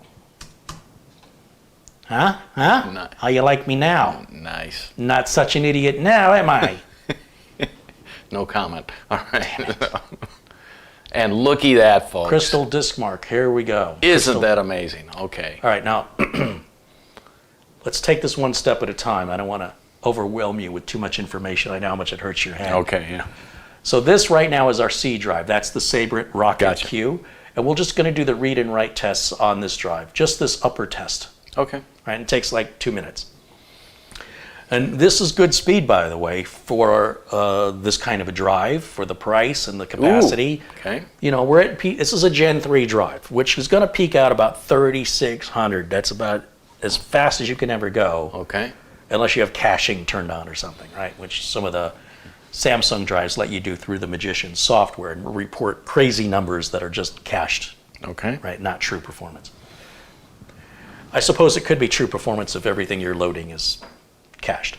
Anyway, so this is right in line with PCIe Gen 3. Now, PCIe Gen 4 should be twice whatever PCIe Gen 3 is. So if Gen 3 can go to 3,600, then Gen 4 should go to 7,200. In theory, in Gen 5, you should double that again to 14,400. In theory. That doesn't mean the drives can go that fast. But what's happened now is they've made the drives faster than Gen 3. They've saturated it entirely. So I don't know that the Gen 4 drives yet are saturating the Gen 4 bus. They still might have some evolution to go. But these are the basic numbers of Gen 3 on a decent drive. The write speed's a little low. A more expensive drive, your read and writes will be right up closer to 3,600 on both. Okay. Right? The more you spend, faster it goes. Now let's go to our D drive. This is what they're all mouth-watering about. You'll see it's 2795. That's computer talk for 3 terabytes. Here goes nothing. What do you think we're going to see? I'm palpitating. Come on, give us a number. 7,000. 7 would be if you had 1 drive in Gen 4. We've got 3. 8. You're not good at this. No, okay. 14,000. That's a little disappointing. That's like 2 drives together, not like 3. I expected it better than that. But I think I know why. See, as we keep encountering obstacles, I'm remembering little steps that I've left out. If you don't do this every day, if this is not part of your routine, it's like speaking another language and you can't find the right word to say the thing you want to say in the other language. Whereas if you speak it every day, it just blurt it out and don't even think about it. Just trickles out. Okay. Let's see what our write speeds look like. 1,300. 13,000. 13,000. So traditionally, the write speeds are a little slower. Smidge. Yeah. I wanted to see 20,000 here, but there may be a reason for this. Now, if I go down to the application we just installed, which is the Intel Rapid Storage Technology driver, which should be in our start menu somewhere. Intel graphics, Intel Optane and memory, that's what we want. This little thing that we just installed. Failed to launch. Oh, we need an RST driver. Okay, so we may not have all the drivers updated. Let's do this. Let's go to Intel driver update, and we'll just download the free driver and support assistant. Yeah. And now that it says there's nothing available. Oh yeah, I've already downloaded it. It's down here. We might need to reboot. This is a 12600K that we built a couple weeks ago. What am I missing? Intel drivers, sounds not happy. I'm going to restart. Which in all fairness, right, because we had created the new partition, formatted it, and installed that driver.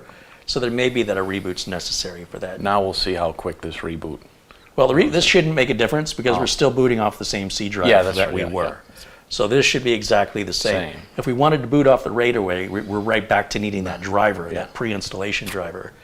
And it probably, it's fast now. Yeah. So I don't know how many seconds that was, but how many more seconds faster could it possibly be? 3? So it's not worth it, in my opinion.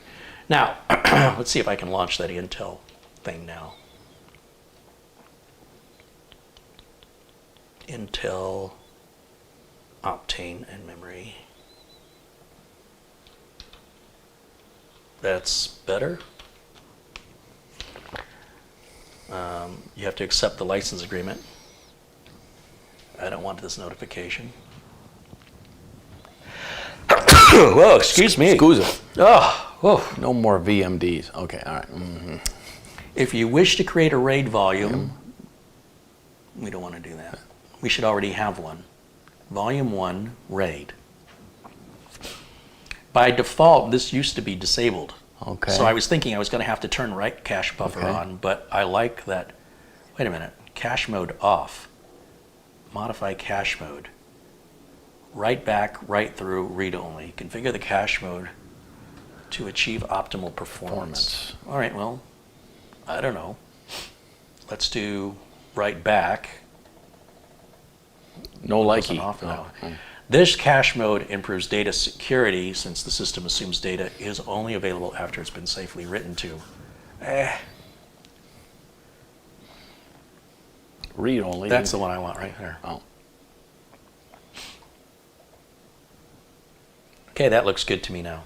We could also modify our data stripe size. This may not be an efficient size for this array.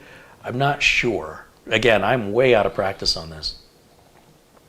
I really wanted to see 20,000 on these numbers here. So let's run Crystal Disk Mark again after the reboot. We'll select the RAID array, and I'm only interested in the top test. So 15,000. Yeah, 15,000. you're going to be. So you think it's going to be slower? No, 50. Yeah. What was it? It was 17. at 14. Oh, was it? Ugh, I hate it when he's right. That's some read cache. Did you break this? Speedy. Yeah. No, you did. What is happening here, Edge? You clicked something that it didn't like. It doesn't like that at all. Oh. Never mind. No. But that's just the read cache enabled, which is having the opposite effect. Let's see if the write cache. 25. Sorry, I didn't do anything on the write, so the write should be the same as it was before it. What was it? 14? Yeah. Yeah. Okay. Live and learn. Let's go back. Intel, memory and storage. Isn't this fun? Don't you really want to pay all this money for all these drives and go through all this rigmarole just so you could have a few more milliseconds of performance? It's what I live for. You want to be both, brother.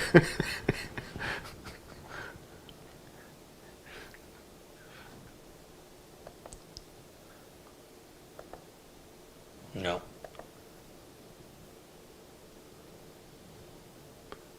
The What's New window is disabled.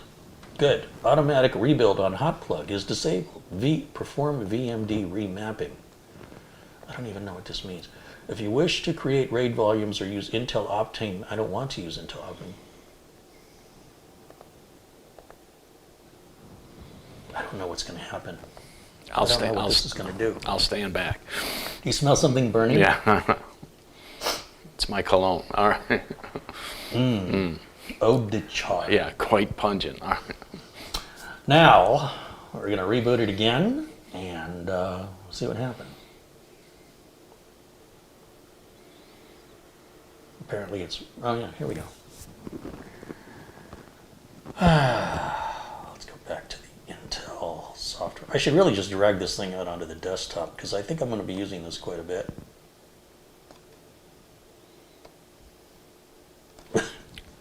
It won't let you. What if I just left click and drag? No? No likey. There you go.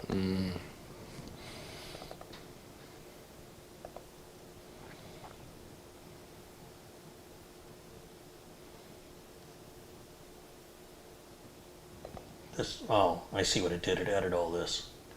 I didn't want to add that. That's fine. Modify the cache mode. Or try the write-through mode. Okay.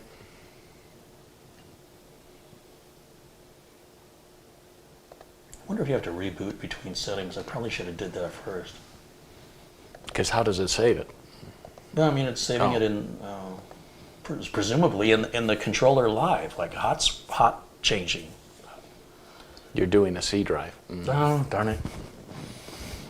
Eagle. I was checking to make sure you were paying attention. That I was awake. Okay.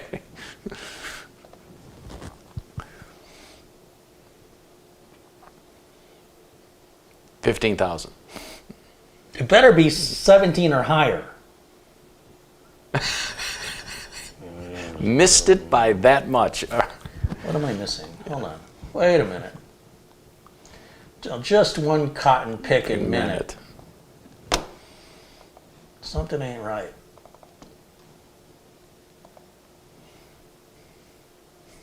What were we getting before? We're getting like 14, right? 14. Yeah, 14 and 12, wasn't it? Yep. Okay, so we're gonna here, and then we're gonna write dash, yeah, modify the cache. Let's turn it off. Save. Back over here. Run it again. No, yeah, I'm still on the D drive. Yeah. Okay. Go back to the 5,000. No. No. 15,000. Okay, 6,000. 15,000. That's better. Yeah. Well, it's good to know. But no write speed, right? 'Cause Well, you here's go- the question. Okay. No, we're gonna do the right speed next. So we're back where we were. Okay. Okay. So now the question is, what if we take one of the drives out of the array? Will that make any difference in our read speeds? I don't know what these drives do individually, but presumably, if there's 3 of them and you divide that number by 3, what goes into 14 3 times? A little over 4,000, right? So 14,000 on the reads, 4.5, and 12,500 on the writes. Okay. Okay, so remember that. yeah. Well, we're on YouTube, so they can always rewind back to this point. This will be done here in just a second. We'll make sure we get final numbers. Okay, there's our final numbers. Okay, now watch this. This is going to be just like I knew what I was doing. Okay. We're going to go in the BIOS. We're going to delete the RAID array. We're going to recreate it with just 2 drives instead of 3 in RAID 0. And I want to see what the performance difference is, because it may not be worth getting the 3rd drive. Okay. See, we're here to save you money, folks. Okay. Just because you got all the slots doesn't mean you have to fill them. You know, I've had this discussion with you before.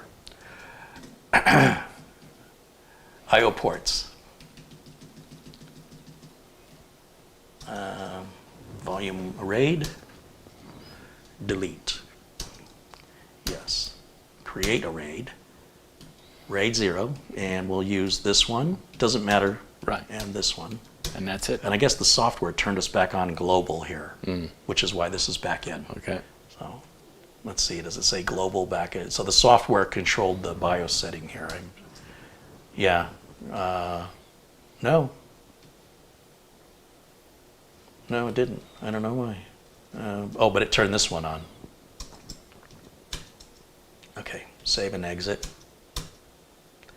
Now when we go in, we'll have to repartition, reformat, and rerun the test again, right? But we're only using 2 of the 3 drives this time.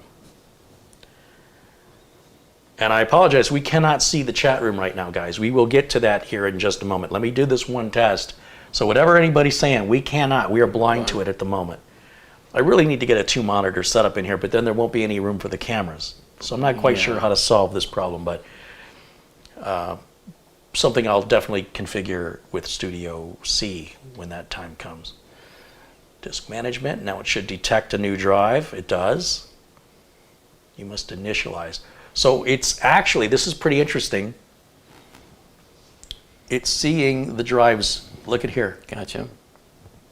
It says disk 0 is 1 terabyte, disk 1 is 1 terabyte. It's not a RAID 0 array. And then disk 3 is what we're booting from. Okay. One of these should be 2 terabytes. You see they're both 1 terabyte? Yeah, what happened? Yeah, we didn't do something right. Let me go back in the BIOS and look again. What we should see here is 1 2 terabyte drive and 1 1 terabyte drive. Okay, so we're going to go back in the BIOS. We're going to take a quick look. That's what happens when I get too confident. And again, you're going to get better at this the more you do it.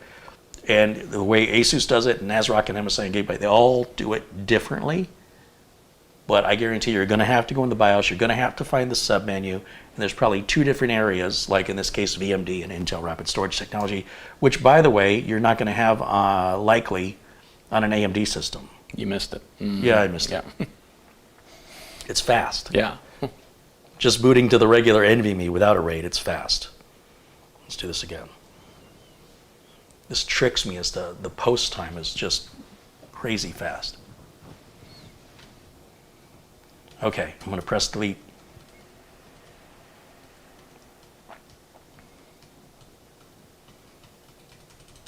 Okay, so back over to settings, back over to I/O ports, back down to Intel Rapid Storage Technology.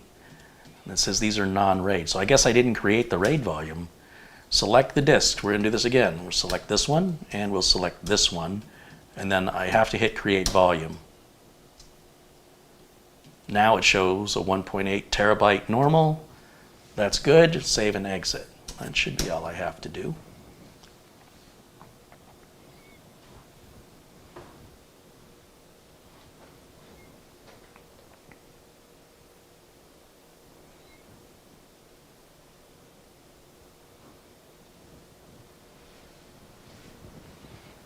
Remember, all this time we're investing that we're not getting anything done is all about making us go faster.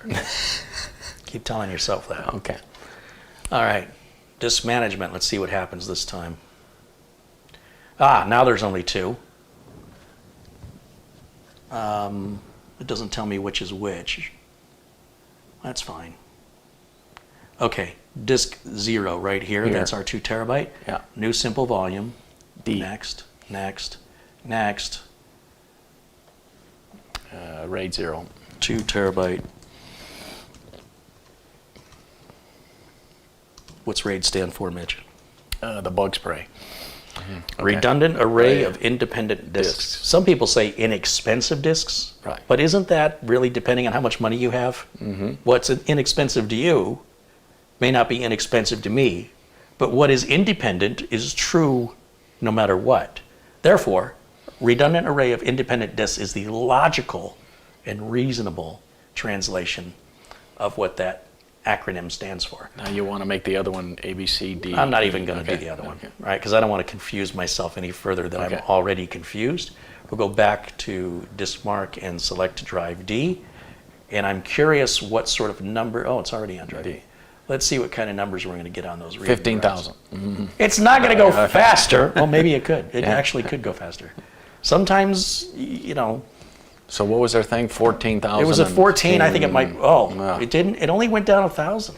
So is it worth spending another $150 to get that extra terabyte? No. You know, in other words, we still have the extra terabyte. We still have 3 drives. But is it worth putting it in the RAID array? I don't know. On the one hand, your performance increases a little bit, but you're reaching a point of diminishing returns with every drive you add, probably due to bus saturation, or it's limited to the ability of the device itself. I really don't know. I have no idea. That's a first. Okay, 10,000. And that dropped a little bit too, about 1,500 on both sides, I'd say. Okay. Maybe 1,000 on the reads, 1,500 on the writes. Okay, now we're going to leave that screen up. And now I can look in the chat. What do you guys think? Give me your thoughts on this.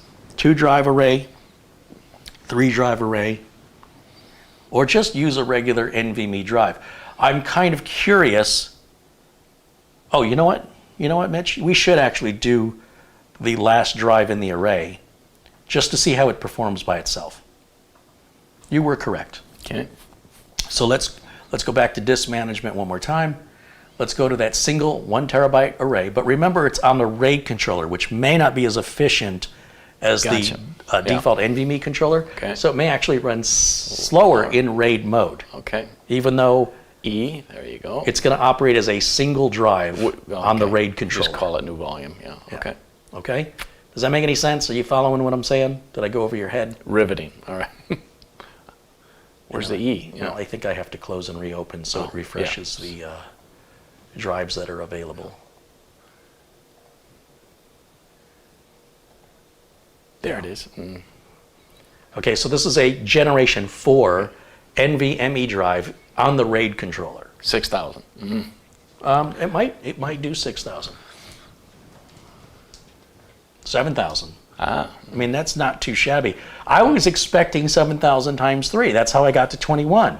But you can see RAID doesn't exactly work that way because of parity, which is basically the error checking that has to go on between all three drives, as well as there is no redundancy because it's RAID 0. It's not RAID 1. It's not RAID 10, or sometimes called 10.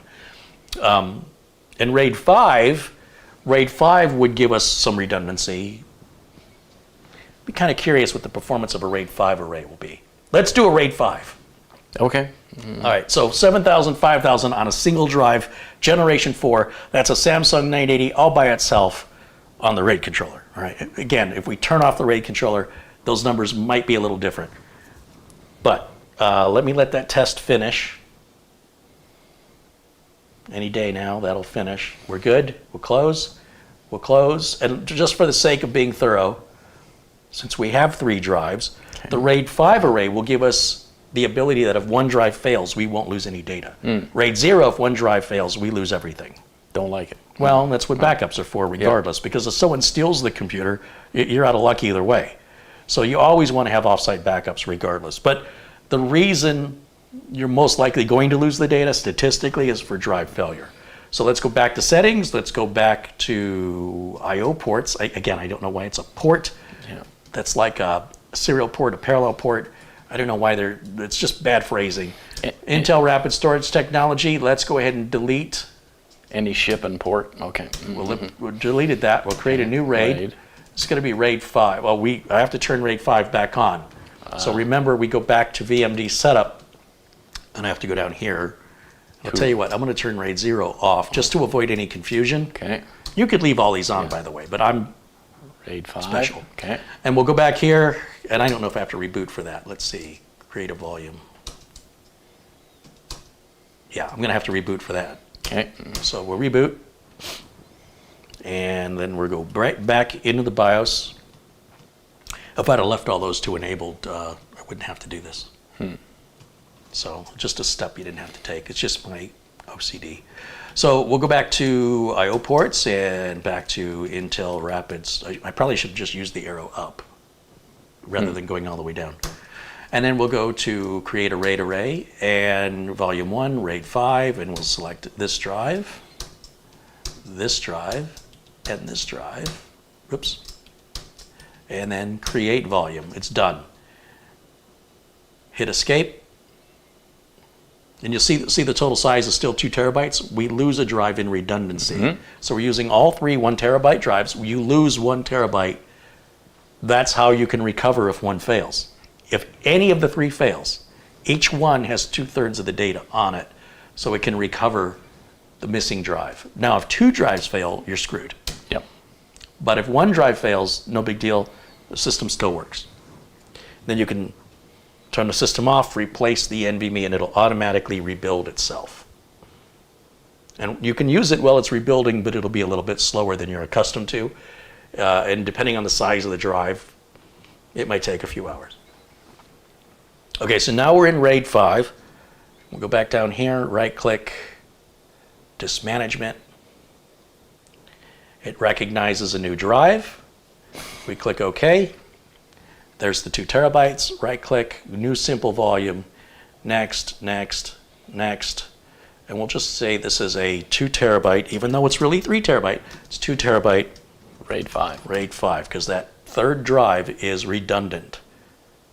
And any drive could be the 3rd drive.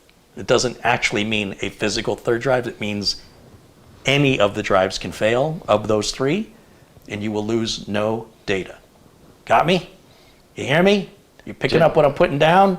Just like on my NAS, although that's in 4 drives, and Yeah, the NAS would typically be RAID 5 because your performance is limited to the speed of your network, which is way slower than the speed of your drives. Oops, let me pick the D drive here. I'm going way too quick. D drive. And again, I'm only interested in the top test 7,000. I'm looking at maximum possible speed is all I'm interested in on these tests. The need for speed. What do you say, 7,000? It does. Okay. Wow. That's horrible.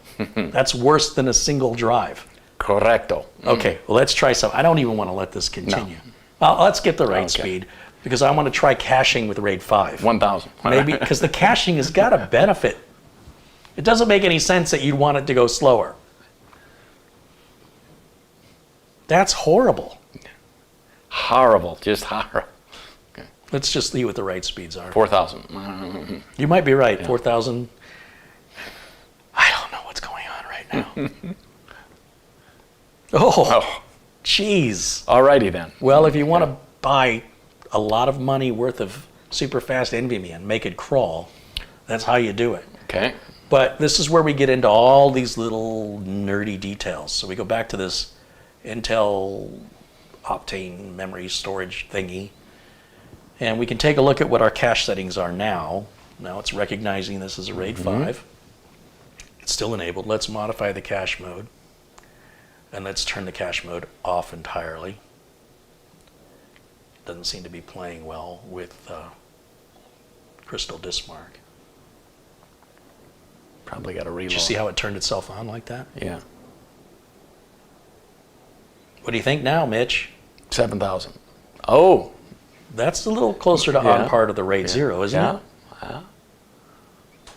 Now this gives you the benefit of, so really the thing was doing 7,000 on its own. So you've increased your speed by about 50%, but you've doubled your price by 3 times. Yeah. But you do have a redundancy if the drive fails. But now you have 3 drives that can fail, which means you're 3 times more likely to experience a failure.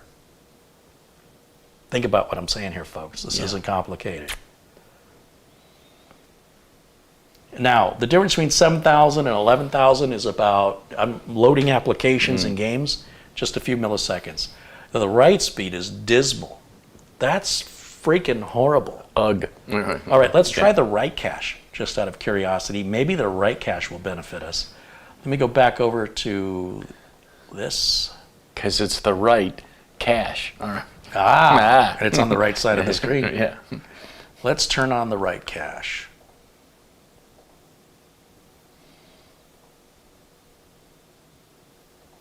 So write back is disabled. Save these changes, and we'll rerun the test. Let's close this and restart it just so it refreshes, just to be sure. We're on the D drive, and here we go again. 12,000. No, I'll probably be back at 5 again. Oh, okay. I don't know. It's very random the way this is behaving. Yeah, that's horrible. But now watch the writes go up. Maybe. 8,000. These, whatever Intel's doing with their caching, it's not playing well with Crystal Disk Mark. That's for sure. Crystal Disk Mark is like, you can't fool me. So don't waste your cache on this cache. Well, that's a good point. Yeah. Too bad it's on your head. Okay. Let's see what the write speed is here. 4,000. You might be right. Maybe 3,000. Yeah, 3,500. Yeah. Here we go.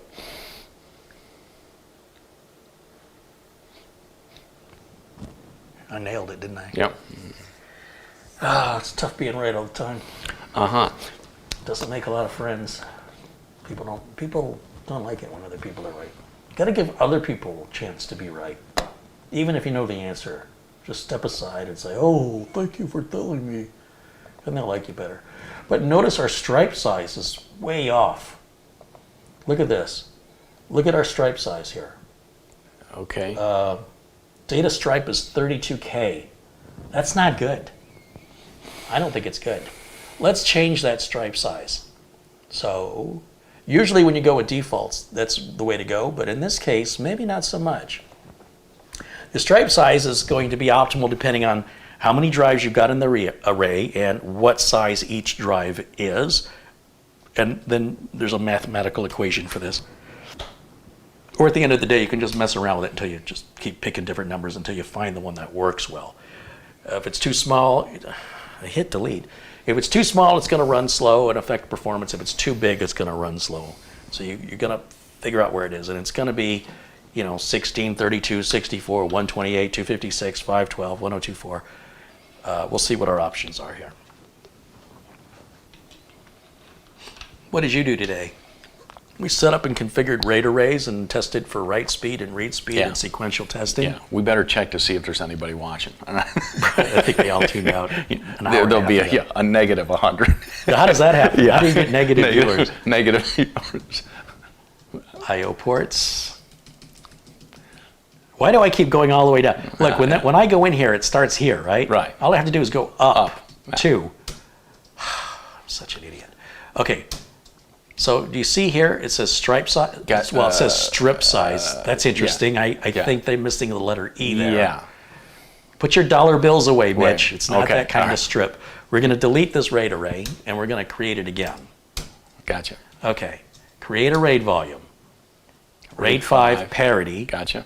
And we're going to select this drive, and this drive, and this drive. Now it says strips. Yeah, our strip size.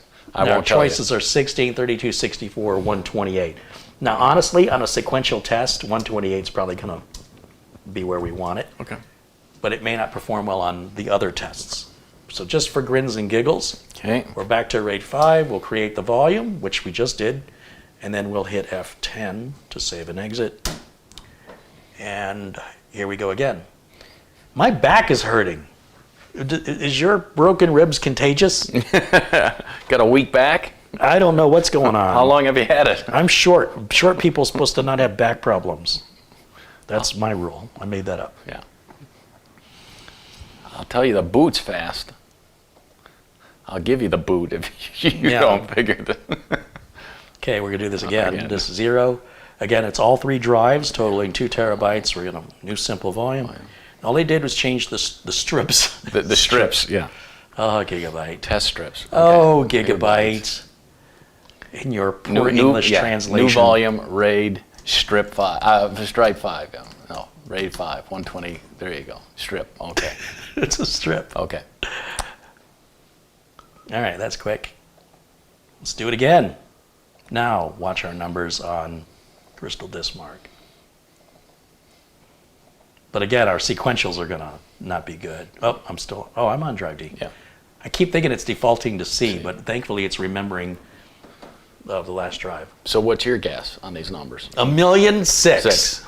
That's a lot. Ooh. That made a difference, didn't it? Yeah. Yeah, when you're writing large files, you want to have a large stripe size. If you're writing smaller files, then you want a smaller stripe size. Okay. So depending on the data writing that you're doing, like I'm doing a lot of big files, and I'm always interested in what the maximum possible performance, whether or not it's practical or even potentially something that's going to affect you throughout the day.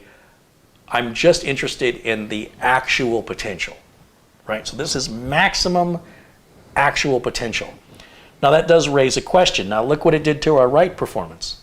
Ooh. Right? Dismal. But let me make sure I turn the write cache back off, because that could still be hurting us. Let's go back and make sure the cache is disabled here.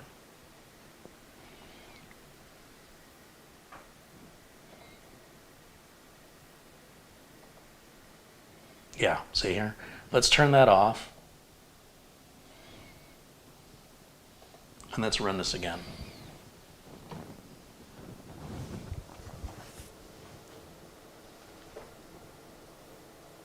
But that now raises the question, if we go back to RAID 0 with 3 and increase that stripe size, the strip size. Okay. Strip size. Sorry, that's just ridiculous. Yeah. I'm kind of curious if I could see that 21,000 number I want to see. That's basically performing like 2 drives that can do 7,000 each, right? Yeah. Close to 14,000. That's kind of what I'm expecting out of a RAID 0 with 2 drives. And the writes should be, 12,000, 11,000. No. I'm not sure why the writes are suffering so badly. Let me just try one other thing, because I didn't restart it. Let me make sure that I have that disabled entirely.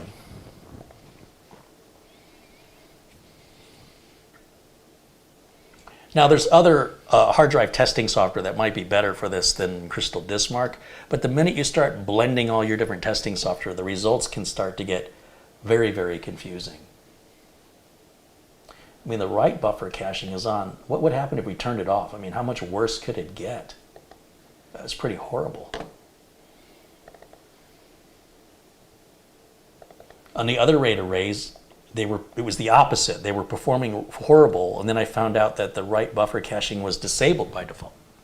And when you enabled it, boom, all of a sudden your speeds came back. Now you learn that, right? And you're like, oh, I know this from now on.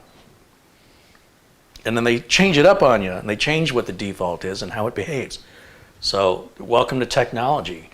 Now, I'm happy with that number on a RAID 5, right? Like, to me, that's worthwhile to have the parity, to have an extra drive, basically. There's one drive can fail and you're good to go. And it'll report it to you. It'll tell you you've got a drive failure. It won't be a mystery, and it'll keep annoying you until you replace it. And if you wait too long and your second drive fails, well, now you've just lost all your data. Bupkis, yeah. Mm-hmm. All right, let's see what the write speeds are with the write cache buffer. 3,000. It's worse. Yeah. Okay. Yeah. Okay. So that still is beneficial to have that on. So I want to do one more test. All right, first of all, I'm going to turn all this back off again. We'll make sure that actually, I guess this won't matter because I'm going to delete this array anyway. You might even be able to do this right through Windows. We might be able to just click on this, delete this volume, instead of going into the BIOS every time. But now I've disabled RAID 0 in the BIOS, and I want to set it back. Click on any, come to manage its properties. So you see we can mark it as spare. This is just an alternative way of going in and so we can hit create RAID volume,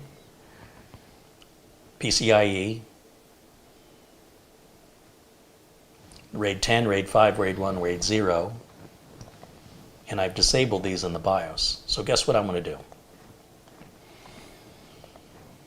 I'm going to go back in the BIOS, I'm going to turn all that on, and we'll create our RAID array. This time, we'll do it in Windows. And it should result in the same exact thing, just it's another way of getting at it that might make more sense to some people.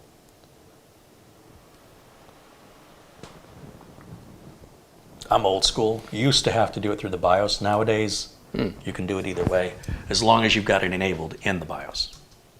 So once we made sure that VMD setup was enabled, see, we'll just enable global mapping and be done with it. We'll just set this back all the way it was. Turn it all on. Right? Okay. I'm not going to use Intel Optane, so that's a non-issue for me. F10 to save and exit. Now we'll do everything through Windows. Does that make sense? Is this all going over your head, or? It's a bit much. I mean, I'm trying to put it in practical terms. Like, what are you actually getting in return? If one drive gives you 7,000, shouldn't two give you 14,000? Shouldn't three give you 21,000? And I'm proving to you it doesn't work that way. And the more drives you add, the less likely what you're going to get back out of it, especially for what you're paying. These are expensive drives. So let's go back to the Intel storage management software, and let's create a new RAID array through this software. Okay. So create a RAID volume. This time, okay, so it's PCIe, optimized for RAID 0. That's what I want. I'll click Next. Now it's going to ask us which drives do you want to be in the array. So I'll just take the first two I see, right? I don't want, this one is our 2 terabyte boot drive. Gotcha, yeah. And keep the data from one of the disks. No. What volume size? And then data stripe size. Now you see it's defaulting at 64. I'm going to put it at 128 and enable doesn't let me click right back volume cache. Okay, next. It says review the selected configuration. The process could take a while. It's not going to, on a hard disk drive maybe, but not on solid state drives. It's going to be quick. It's done. Okay, And now let's just see what we've got for caching mode. Cache mode is off, write buffer's on. That all looks good. Let's format it. So right click, disk management. Should see the new drive. Oh, well, we still have the other drive too, the 1 terabyte. Click OK. So there's the 2 terabyte. There's the 1 terabyte, right? These are the 2 SSDs. This is the 1. Okay. And then our boot one is already allocated. That's Okay. 2 terabytes. This 3 is what we're booting from. Leave that one alone unless you want to. Oops. Didn't mean to hit that one. Right click, new simple volume. Next, next, next. I'm not even going to name it anymore because we just keep reformatting it. Close it out. Close it out. Load up Crystal Disk Mark. Launch that. Yes. We're still on drive D. And we'll run the sequential tests now. And what are you expecting for numbers? I'm not sure. But it seems to be pretty much the same on the reads at that 128K stripe size. However, I really meant to use all 3. So we'll do all 3 after this, and then I'm done. Like, I'm so sick of this. It is not worth it. I'm telling you, it's not worth it. Yeah. Even now, so before with the 9th generation, it wasn't, we were already saturating PCIe Gen 3 with 1 drive, so it didn't make it, all you're doing is slowing it down. Now with Gen 4,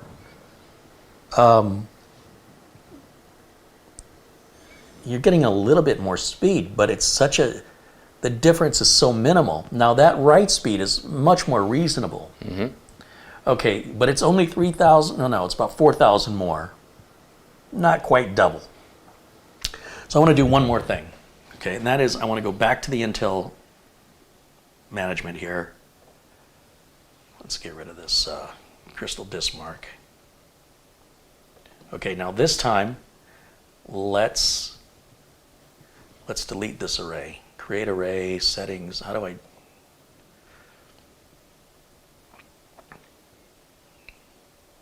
Manage it. RAID. Delete the volume. Now let's do all 3 drives, same as we started with before. Okay. I'm going to create a RAID volume of RAID 0. Next, and we're going to select all 3 this time. 1, 2, 3. What do you want your stripe size? 128. So I'm going to put it back to 128 again. I don't know what you have to do to enable write back cache, or maybe that's Optane. All right, so we'll hit next. And obviously we're going to delete the data on those when we do this. Create the RAID volume. That's good. Close that. Right click, disk management. Remember, every time we got to create a partition and format it.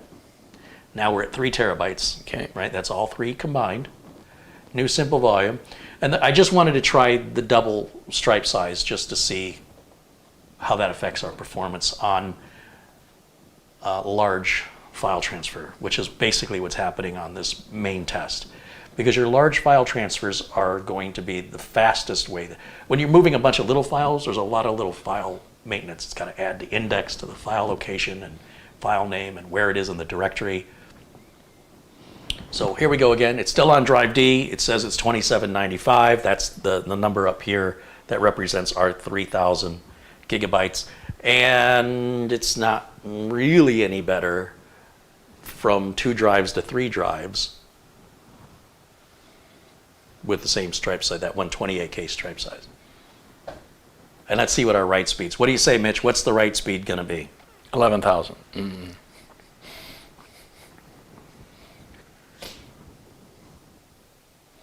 You might be right. Here we go with the sequential write. And, oh, that's actually quite good. That's our best yet, I think. Okay.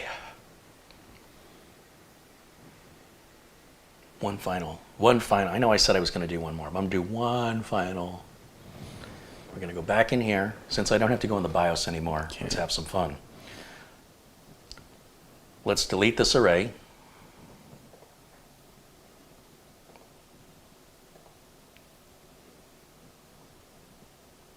Well, that's taking a while. Okay. Create a new RAID volume. Again, PCIe, still optimized at RAID 0.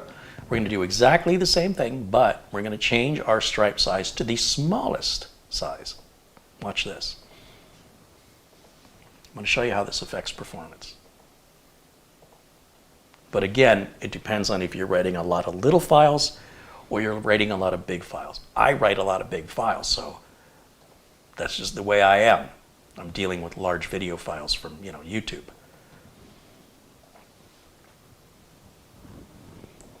Oh, now he sees the C drive because I haven't formatted or created a partition yet. So disk manage, oh, wrong one, Gary. We just close this out so we're not confused. Disk management should detect a new drive again. That's fine. Right click, new simple volume, next, finish. Okay. Now, we've got that really teeny tiny stripe size. How do you think that's going to affect our performance? Going to make it worse. D drive. That's all 3 drives in a RAID 0 with a 4K stripe size. This gets complicated, technical. And so far, we've spent 2 hours trying to make the computer go faster. Okay. Interestingly, it's performing quite well.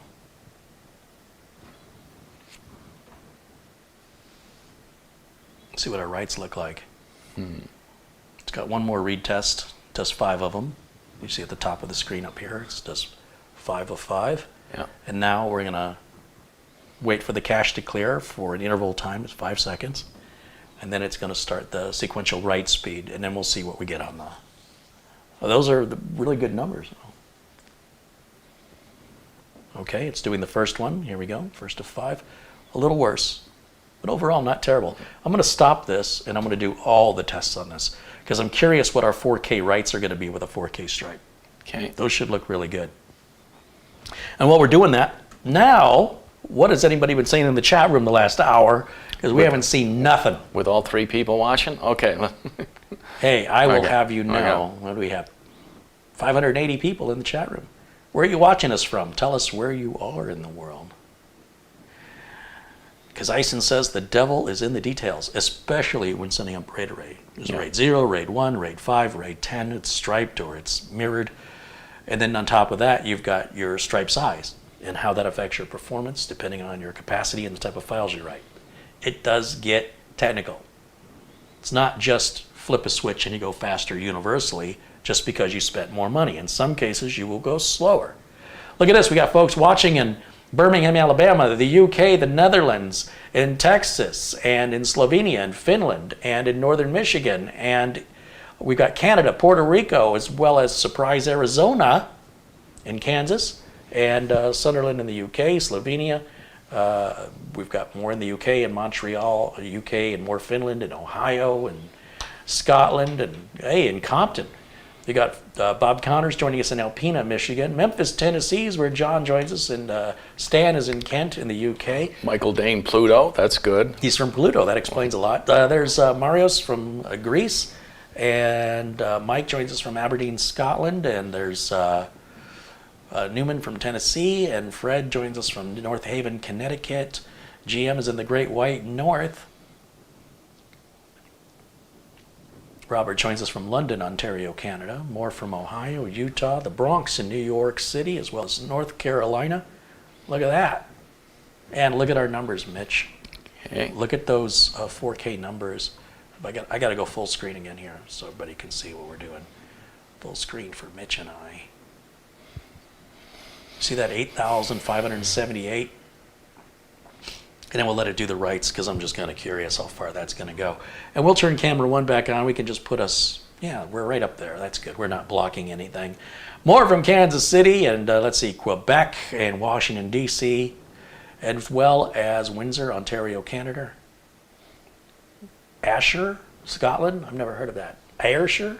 Not sure how to say it. I should be careful what I ask. People start putting in, like, that long city in Wales. Yeah. I don't know what I'm going to do. In Ireland, Doman says, hello from the cold Netherlands. KP Look 2 with the islands of Bermuda. James Prezi joins us from San Diego. Marco is in Florida. Says he came back from 2 weeks of COVID jail in Italy. Yeah, well, he was in Italy. I wouldn't mind having COVID in Italy. Beats having COVID in Phoenix. Yeah. Hope you're feeling better. I assume he is. They let him go home.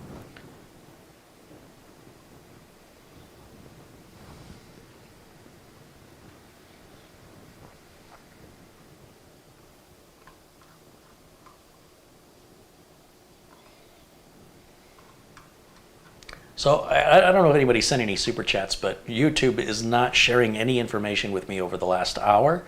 So if you did, let me know and I can give you a shout out. This is really frustrating me.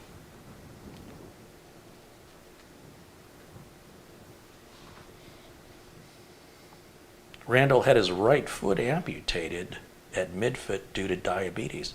I'm sorry, Randall. That's horrible. Diabetes, Wilford Brimby, diabetes is you gotta be sugar free. You gotta keep that insulin on. You gotta be. What's the word? On it. No, there's another word. What's that word when Vigilant. somebody? Vigilant. No, that's not it. In the military, what is that word? You got to be like. It's the opposite of me. Obedient? No. I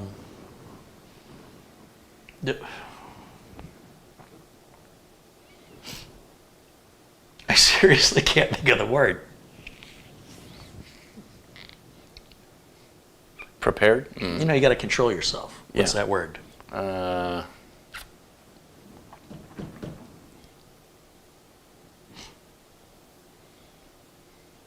It's pretty bad. Neither one of us can think of it. Yeah. Disciplined. Yeah. That's the one. Disciplined. And there's your numbers.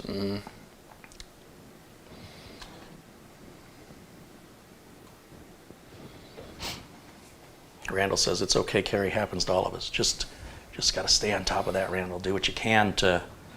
Yeah, they got it in the chat room. Discipline. Yeah, you just gotta. I know people with diabetes, and some are better than others at how religiously fanatic they are about watching their blood sugar levels. But I'm glad to hear you're doing better, and hopefully you won't have any more amputations in the future. Yeah, no, that's. I'm sorry to hear that. Okay, there's those numbers, 14,000, 13,000, and then the numbers I was kind of interested in here in particular were the 4K numbers, which he says here, random 4K. Okay. And this is a random 4K test. With a 4K stripe size, I thought these numbers would be astronomical, but they're not really that impressive. The sequential 1 meg, that actually is pretty good. So anyway, again, it depends on how you use the computer. You can't live your life off benchmarks, because if you're not writing the kinds of files that the disk testing software is writing, you're not going to get those results. And being a human being, you probably wouldn't know the difference anyway. You need the benchmarks to tell you. So,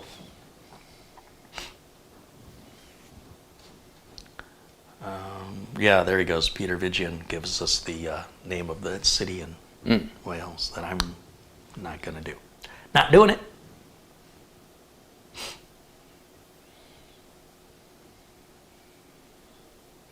Bob Connor says, don't worry, Carrie. Memory is the second thing to go in a man. I don't remember what the first thing is. All right. I think I've heard that before. James Prezi says, I gave a $5 contribution when you were talking about your trip. Yeah, I think I announced that, but thank you, James. Andy Kane with a €5 contribution says, here's a little something for what you teach us. Always appreciated. Right on. Thanks, Andy. The Jademan says, for AutoCAD, these numbers are plenty sufficient. Well, there we go. There's a specific use case scenario. Can you imagine if we made a YouTube channel specifically for CAD users? Right? So if this is for just people interested in computers, and we're at 570 concurrent viewers, if we did it just for CAD, that number would probably be 57. Unless I'm wrong, and that number's actually like 1,500.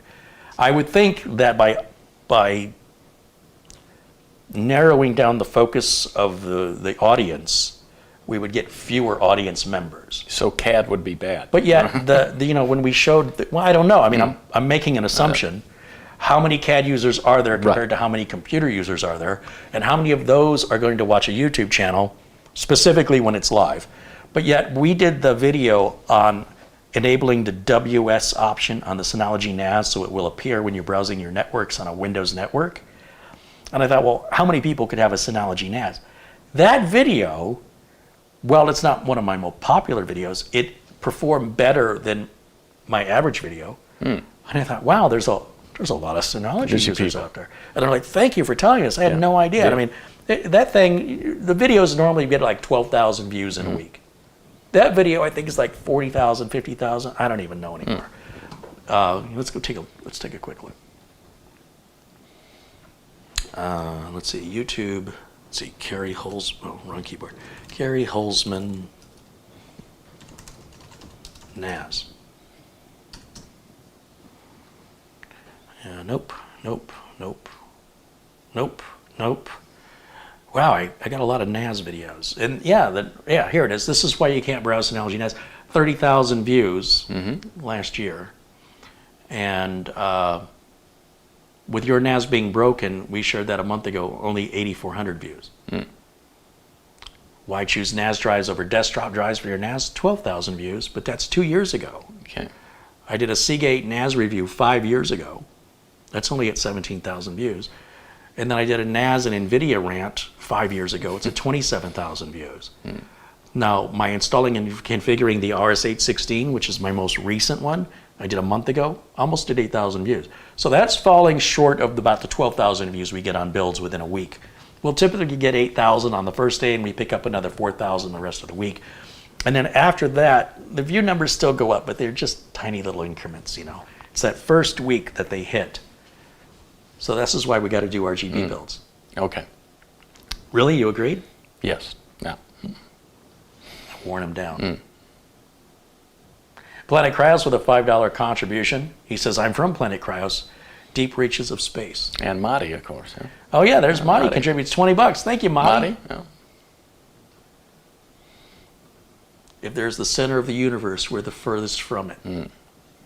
What line is that from? Well, I think we can take off and go. You want to go full screen? It's time for joke of the day. Let me leave. Yeah. All right, camera one, full screen. Look at me. Oh no, there we go. Now, my friends. Hey. Yes, am I blocking you? Okay, how about that? Yeah. Now, my friends, it's time because you've been so patient for corny joke of the day. Let me think. Okay. Why did the golfer bring 2 pairs of pants? Oh, I know this one, Mitch. Why did the golfer bring 2 pairs of pants? Because he got a hole in one. Sorry, had to do it. That's horrible. Now my back really hurts. Week back. How long have you had it? Oh, about a week back. Now that! Yeah. Why didn't you do that one? Sorry. Well, let's see. Let me do a little search here on the old Google-roo. Corny jokes. Let's get on the Google. Well, See what the Google says. You know, when we were growing up, air was free at the gas station. Yep. Now it's $2.50 for air. Okay. Do you know why? No. Inflation. Oh, okay. Inflation. You see, it's air at the. Now, you knew, because I'm so old, that growing up, air was clean and sex was dirty. You knew that. I don't believe it. Okay.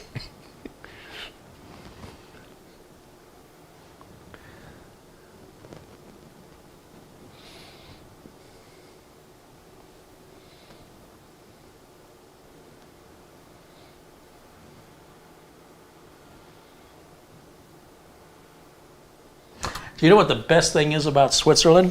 No. I don't know either, but the flag is a big plus. All right, enough of that. Yeah. Enough of that. Okay. Lost a lot of viewers. All right. Oh, John Williams liked your joke. Oh, One of them. If One- you call those jokes. one for me. Okay. Steve says, happy Friday, Carrie and Mitch. Hi, Steve. Happy Friday to you. Let's go back over to, should we shut this down? Are we done with this test?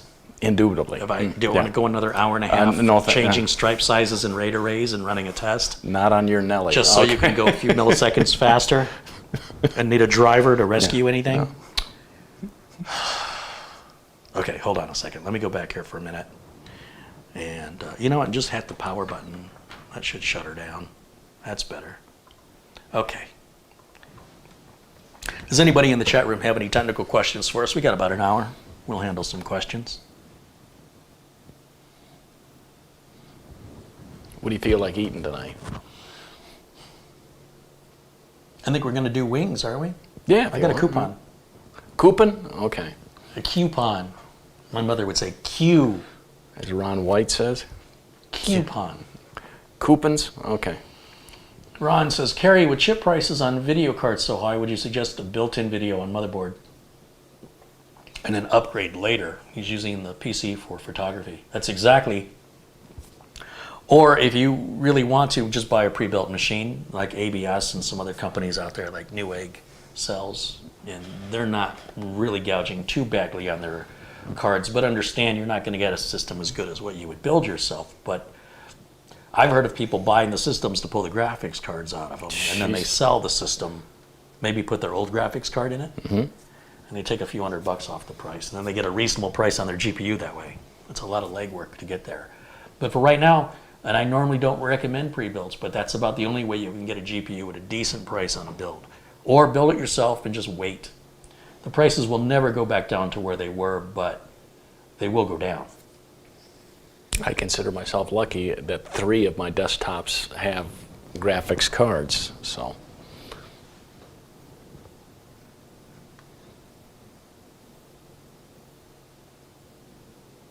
Any idea when new or semi-new graphic cards will be available to us users? 2023, I would imagine. I mean, the prices have already started to come down, and graphics cards are available. If you go to Newegg or Amazon, they're available for sale.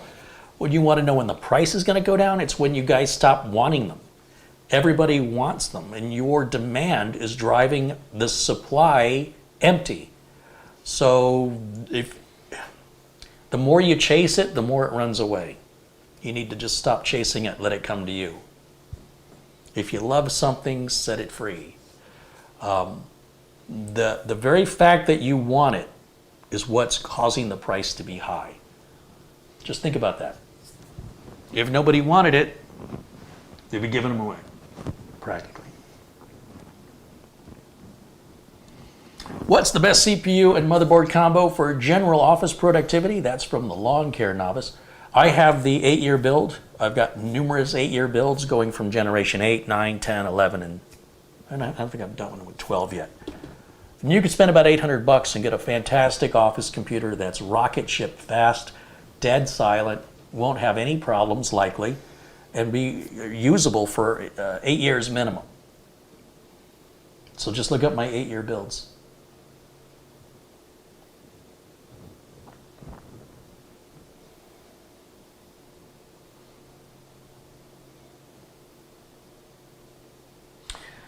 Randall says, I was wondering if the integrated graphics took away any compute cycles. No, it takes a little of your RAM, but it doesn't take away any of your cycles. It's just not as powerful as discrete graphics. But every chip is, the integrated graphics is getting better and more powerful. So if you're going to do it, and that's important to you, don't get an 8th generation chip. Get the latest generation. At least go 11th. But obviously, the 12th generation is going to be much improved for productivity work. For much productivity work, regardless of the video. How often do you create, recreate recovery flash drives? I don't need a recovery flash drive. That's just it. I don't run RAID arrays for that very reason. I can just boot off a Windows Media Installation USB, and I make those every time a new version of Windows comes out, which has been twice a year, but now it's going to be once a year. And I just reuse the same flash drive. You've seen me use it for years. And I've got a similar set of flash drives over at Studio A, just in case I have to go over there on a whim, although I haven't updated them in a while. But yeah, just a Windows 10 boot drive is all, installation media is all I need.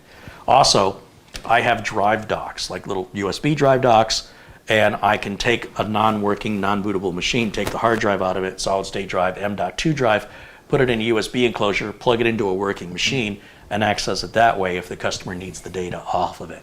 But as far as repairing it goes, a lot of times we simply pull the data off, we reformat and reinstall. And the reason we do it is we can get the machine in and out the same day. If the customer wants it diagnosed and repaired because they don't want to reinstall all their applications again, then we could have the machine 2-3 weeks trying to fix it. It's not uncommon. When Raul sent his machine in, and I was pretty upset at how it was packed and it was damaged, I had to remove all the components out of this case because the case wasn't repairable, and then move them into another case, but there were no more cases, and he wanted the same case. So then a viewer said, hey, you can have my old case that you gave to me, which was the same case. I had to drive 45 minutes to go pick it up, 45 minutes to bring it back, and an hour and a half I'm getting no work done. I'm in the car. Then I take all the components apart, reassemble them right back into the same case. Then Larry in California says, hey, can I have the broken case?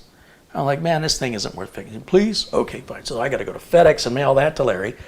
Then I get everything built back, and then I realized the reason why the computer was sent to me is it's got a bad RAM module. So I got to reach out to Corsair, because I can't even figure this part out until I get everything rebuilt. I reach out to Corsair. I say to Corsair, I got bad RAM. They want me to run tests on it. I'm not going to spend all night running tests on it. I just said the system won't boot with the RAM in. And Corsair goes, okay, here's your RMA number. So that's how you get around, Corsairs want you to run mem tests. Ridiculous. So then I got to wait weeks for, I got to go to the post office. I got to mail that. I got to wait weeks. I don't have anybody working for me. I got to do, this guy over here isn't doing it. I got to do all this, right? In the meantime, the phone's ringing. Customers are calling for support. So I get that mailed off. It comes back. Now I have to test it because, just because it's returned to me doesn't mean it wasn't damaged in shipping. So now I got to run it overnight on MemTest 86, ironically, which is the thing Corsair wanted me to run. Now I'm running it voluntarily before I send it back. Now, this has been months, and I knew when he called me with the problem, it was likely a RAM issue. But he's not a technical person. I'm like, just send it to me. And I thought he'd remember the way I sent it to him. Then he would have sent it back the same way. Well, he didn't, and it got damaged. So then it's missing, because it's been sitting 3 months, it's missing Windows updates, it's missing, you had a graphics card. I got to test the graphics card for damage. It's an NVIDIA, whatever it was. I got to load the latest NVIDIA driver. That's 800 megs to download. Check it for a new BIOS update. I go through all of this work, driver updates, Windows updates, reboot, test. Then I'm putting it back in a 200R box, take that over to FedEx, wait in line at FedEx, instruct them to ship it this side up so the graphics card is sitting and not hanging, right? Then I get the receipt. I got to scan the receipt, and I got to send an email and say, hey, Raul, I just shipped your computer. Here's your tracking number. Then I create the link so I don't know how to look it up. So I got to, not that he did that, but I'm already foreseeing all of these questions. So I create the link automatically. Here's the receipt. It shows you how much I spent. You can track it. It's going to require a signature. It's going to arrive on this day. When you receive it, please take the side panel off. Look for anything loose that might have shifted in shipping before you plug it in. And if everything looks okay, then go ahead and power it up and let me know everything works okay. If there's any problems, give me a call or send me an email. That's one computer job. One. So from start to finish, and the reason why I was so upset was I thought this was going to be in and out. But the minute it arrived damaged, and the fact that there weren't any cases, I didn't know what I was going to do. And I was like, well, that's going to be here for a few months now. So, rescue disks aren't something you ordinarily need unless you have some kind of a RAID array or a weird controller. Otherwise, a Windows Media installation disk should be all you need to do any repairs. And if you can't do the repairs with a Windows Media installation disk, then it's probably more time prudent to just reformat and reinstall. Just make sure if you don't have a backup, use that opportunity to back your data up. Unless the drive is bad, in which case a boot disk isn't going to help you anyway.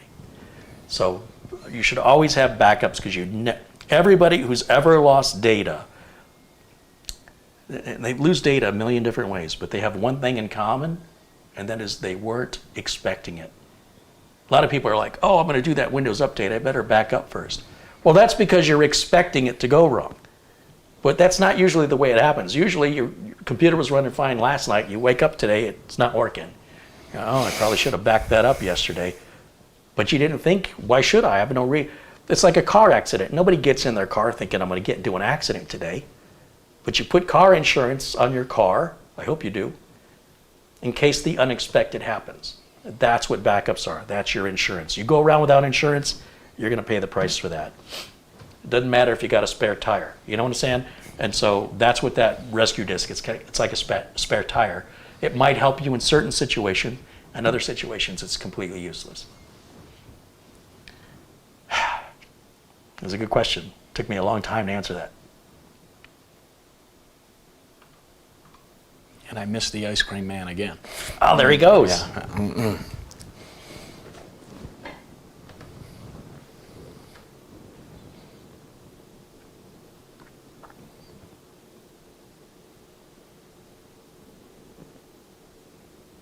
Carrie, why would a hard drive get a caution on it? It's failing. All mechanical hard drives fail. And if you're lucky, you'll get a caution on it before it dies. If you hadn't backed up your data, you better do it now. And you have a choice. Your choice is to continue using the drive in a caution state until it inevitably dies, which could take a day, a minute, or 10 years. Who knows? But it's dying. Or you can preempt that by going ahead and getting yourself a new drive, preferably solid state, so you'll never be in that situation again. But if you can't afford it, just get another mechanical, preferably new. If you buy it used, you're probably going to be back in a caution state in a matter of, months or a couple years because it's used and they all fail. The older and more used they are, just like everything else in life, including human beings, the more likely it is to perish. So consider that your warning that it's dying. Always keep a spare. That's my motto. When it comes to girlfriends, too. Always keep... Is that working out for you? No.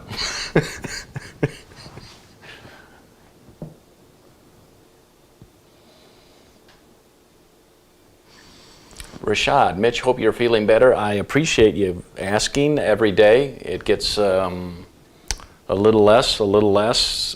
By the nighttime, before going to sleep, it's a little sore because, again, you're using your ribs every day, even though, the doc doesn't want you to do any workout at the gym or ride my motorcycle. But it's only been 4 weeks, and so he said it would be between 7 and 8 before you really could kind of be back to normal. So I'm taking it easy.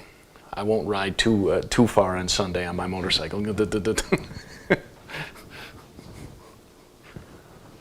John says, I was offered a motherboard. It's 10 years old, but still brand new in the box. Should I make use of it? Well, it doesn't matter if it's new in the box. It's 10 years old. It won't even have HDMI. Can you imagine if you had a brand new baby that was 10 years old? It's a brand new baby. It's 10 years old. It's not 10 years old and new. One owner. I understand what he said. Yeah, one owner, low mileage. Yeah, it won't have HDMI. It'll have VGA. You know what? It might have HDMI. Okay. But don't do it. I wouldn't say don't do it. Look, if you got DDR3 laying around yeah. and you got a CPU later, because that stuff's really expensive. And an 'cause SSD. It's not made anymore. Throw it in. And you want to throw something together, Yeah. it'll probably run, maybe it'll run Windows 10. If it doesn't run Windows 10, you'll have to put Linux on it. But that's really your decision. That's a hobbyist thing. Yeah. Like as a businessman, you'd never ask me that question. Well, and if you were a customer coming into my shop, you would never ask me that question because you wouldn't have the money to pay for it. So there's some questions people ask that it just seems like they got nothing but time on their hands and they're looking for an excuse to keep themselves busy. You don't need my permission. Knock yourself out. You're not, what difference does it make to me? I got a copy of Windows XP I can sell you. One owner, all right. What you guys do in your spare time matters not to me, and I can't give you direction because I don't know you, so I don't know what's best for you. If you want to squander away your time playing with stuff, it's a great way to learn, to get experience, but that education isn't really going to help you in the workplace. But if you're not educating yourself to get a job in the business, then all you're doing is just looking for something to occupy your time, and there's no harm in it. Puttering. But I wouldn't rely on it. I wouldn't make it something critical. I wouldn't put it in a mission critical situation. But yeah, if you could put Windows 10 on it and you have all the other parts that you can afford to slap it all together, have you at it. But no, I wouldn't recommend it. No, I would. If somebody brought that into a shop, you take that into Geek Squad, they're going to send you out. We don't work on that. No business is going to work on that. And if they did, it wouldn't make any sense because they charge you so much you could buy a new machine. So there's hobbyist activities that will just be hobbyist activities. And if you ask a professional, should I do this hobby? What are they supposed to say? Like, go ahead if you want to. There's no money in it.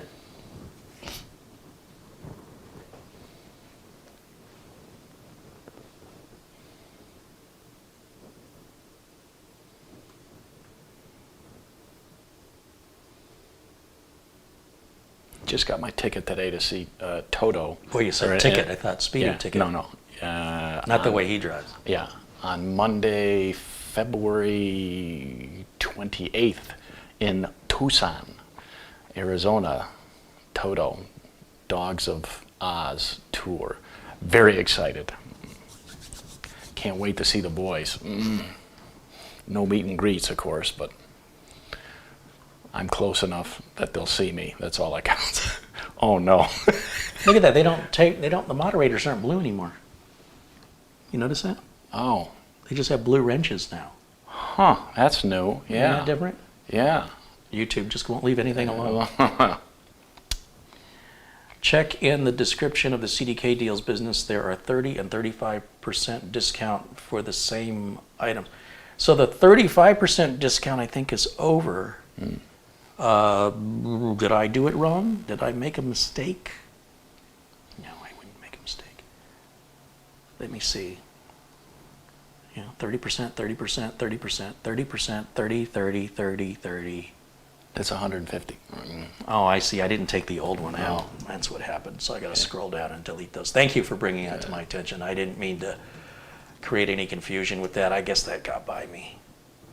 Yeah, 35% is going to be over with. If it's not already, I think it is over already. So we're at 30% now. Stan says Windows 95 is still good to use today. Sure. Offline, yeah. Brian says he's seeing it blue on his side. Yeah, we're not seeing blue. I see blue wrenches only. And I'm on, it's YouTube Studio. Oh, you know what? But it does show blue in OBS. Yeah. So maybe it's just because I'm in the studio. Going colorblind. Okay. Who said that? Yeah. Oh, that's just regular blind.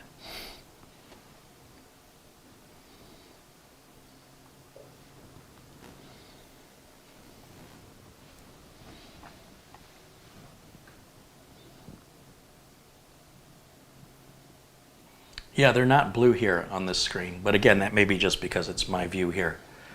Mitch is seeing it. You see it, right? See that, like this guy? See the blue wrench, but his name is white?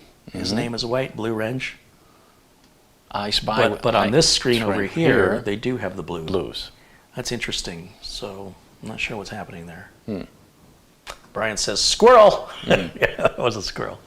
Kind of threw me off. I'm like, why did it wasn't like that before? Frank Jimmy says, for sale, used parachute, like new, used once, never opened. Maybe stained.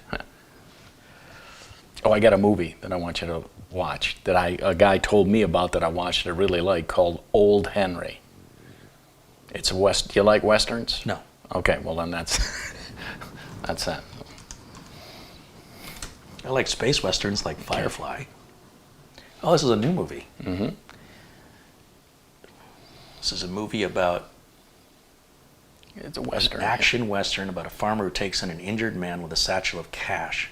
When a posse comes with the money, he must decide who to trust. Defending a siege, he reveals a gunslinging talent, calling his true identity into question. You know who- Starring nobody I've ever heard of. Tim Blake Nelson. Did Who you was see that? Oh Brother, Where Art Thou? No. You didn't see? Okay. Tracy Adkins. Isn't he a country singer? Mm-hmm. Trace. Was it Trace, not Tracy? Well, see, that shows you how much I know about him. About Stephen country. Dorff, he's been in some stuff. I liked it. Can you imagine You get a thumbs up from having the name Dorff? Yeah, from Film Man Mitch. What was he in that I know him from? Minority Report. Was he in Minority Report? He played the You're guy. just doing that off the top of your head. Yeah, I'm looking through yeah, IMDb yeah. and He I pl- don't see anything yet. Yeah, he played the guy in the wheelchair. Yeah.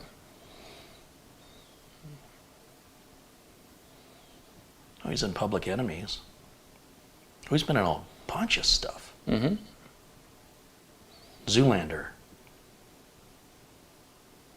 Space Truckers. He was in Space Truckers. Yeah, love that movie. Love that. Yeah. You Well, that's- loved it? It's one of those good bads. You like the B movies. the B's. Yeah. I prefer the D's, but we won't go. Chris Johnson contributes $10. He goes, "Thank you for sharing your experience." See how I just ignored that? Yeah. I learned that from Mitch. Mm-hmm.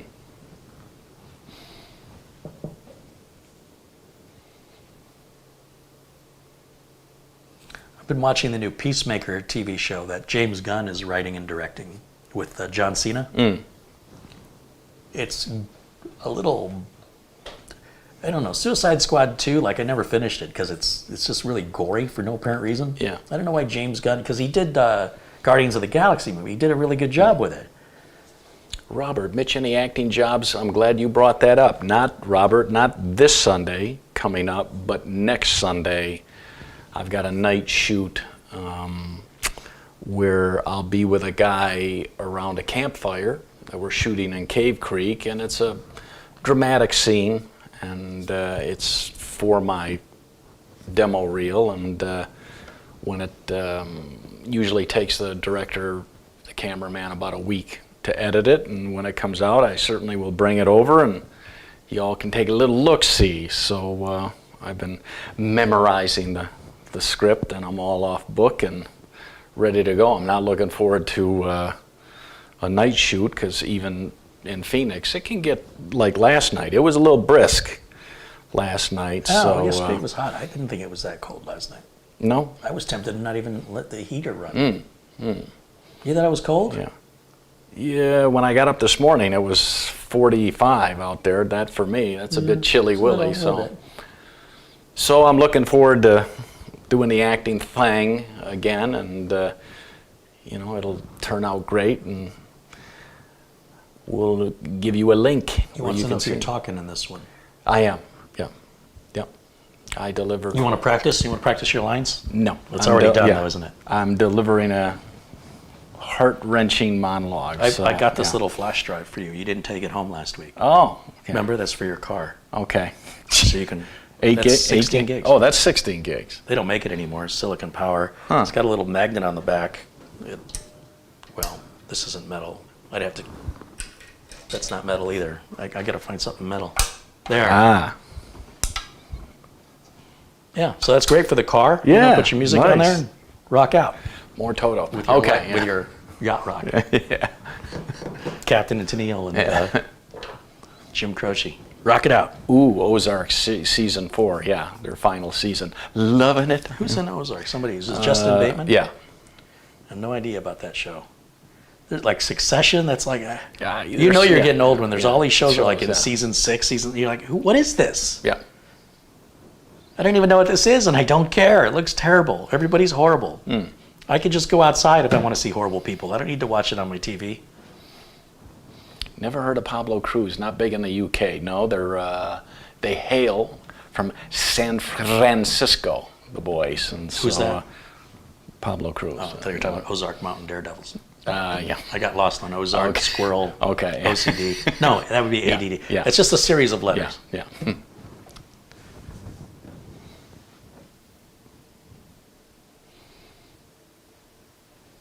I'm trying to think. Oh, the Book of Boba has been interesting. So I guess that's a 7-part miniseries. Okay. And they're on, it'll be part 5 on Wednesday. And they're exploring a bit of the planet Tatooine, where in Star Wars we got, we saw the Jawas a bit, and we saw the Sand People, the Tusken Raiders. And they did a whole episode on the Tusken Raiders, and they're very tribal, sort of savage people. But they have their tradition. It's sort of a little American Indian inspiration, a little rain dance kind of thing going on. And I was actually quite impressed with it. The first episode, however, was very depressing. It didn't have a whole lot of dialogue, and I thought better of Jon Favreau. I thought he could do a better job of the writing. But the second episode got better, and as they're exploring Tatooine, and of course the Hutts, and they're like a mafia, and the Hutt Palace there, which we get introduced to in Return of the Jedi in episode 6 of the original trilogy, the first trilogy. We get a lot of callbacks to characters and things that happened then. And this last episode was a little hokey. They had sort of a Disney chase sequence, which was pretty stupid. They had like these colorful, they look like floating Vespas with their motorcycle gang, with their spoiled rotten kids, which didn't make any sense on a desert planet of poor people. Where would these rich kids come from that are, counterculture punks with fancy bikes? That didn't quite fit. And again, I think Jon Favreau dropped the ball on this. But overall, I'm enjoying it. I'll take a bad Star Wars episode to none. I'm on book 2 of my Star Wars book, and it's all politics, which is bumming me out because the first book was fantastic.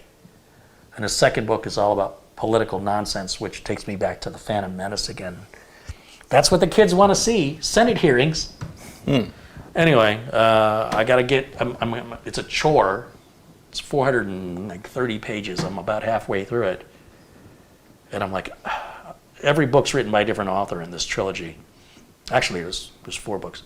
But each book is written by a different author.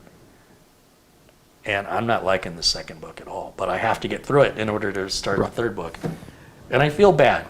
Like, I'm sure the author is checking his reviews on Amazon. And he's probably like, oh, somebody doesn't like me. Like, I'm sure you're a nice guy. I have nothing against you. But I don't like what you did to my Star Wars. Don't take it personally. It's the book, not you. I'm sure he's watching now, crying. He's a British guy, so you think I'd like him. I got a British fetish. Is that a British or British? Gary and Mitch, do you have any favorite TV shows that are from the UK? Oh. Well, again, I'm a big fan of course, Are You Being Served? And Benny Hill, of course. But I just now have started watching Absolutely Fabulous, and I'm only just now you started watching it? Yeah, I'm a little behind the times, and you're... I'm only on season 1, but I'm on episode 3. And again, Jennifer Sanders writes those and stars in it, of course, and funny, laugh out loud funny. Really, really like it. So for me personally, I don't think it's that funny. I like edgier stuff, and British has some like a packet. Was it?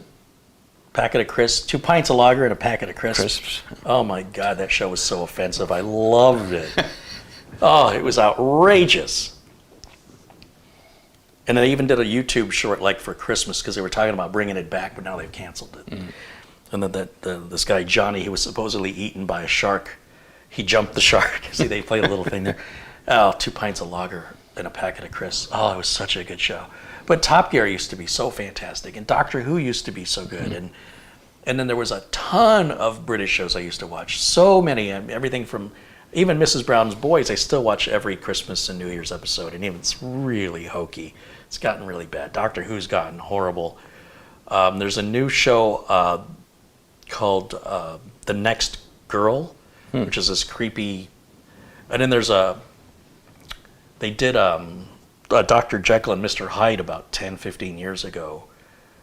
It was such an interesting take where this guy would he would become Hyde, and Hyde would like get him in trouble and stuff, and so he'd have to leave notes, to Hyde. That's how they talk to each other. And Hyde would always come at a certain time. He's like, okay, the clock is coming, strap me down. Take my wedding ring off because I don't want Hyde to know I have a wife. I don't want him to sleep with my wife. It's not his wife, it's my. It was a really interesting psychological take. The guy who wrote it wrote a lot of Doctor Who stuff. And the guy who started it was a very convincing actor. He's portraying two different people, and one person's just got no consequences. I can mess this guy's life up all day, and then at 6 o'clock I'm out of his body. He's the personality change. It was such a good show. And then more British stuff. Fifth Gear is back on. They're doing all electric cars now. It's gotten like kind of lame. Then there was about 7 movies or miniseries with Helen Mirren called Prime Suspect that I really enjoyed. I really liked that. So, can you understand what Billy Connolly is? Of course, yeah. Billy Connolly is not too bad. Yeah. He was on a talk show not too long. He's looking pretty old. He's living with his daughter, and she's helping him like put his shoes on and stuff. He's still kicking. Yeah. Hey, there's $10 from Marty. He says, I like upstairs and downstairs. I don't know that one. There was a show called, I think it's called Coming of Age. Coming of Age on the BBC.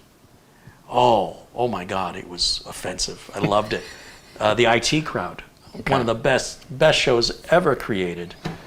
I mean, there's more British shows that I watch than American shows. And they Call Me Kat was a great show with Miranda Hart.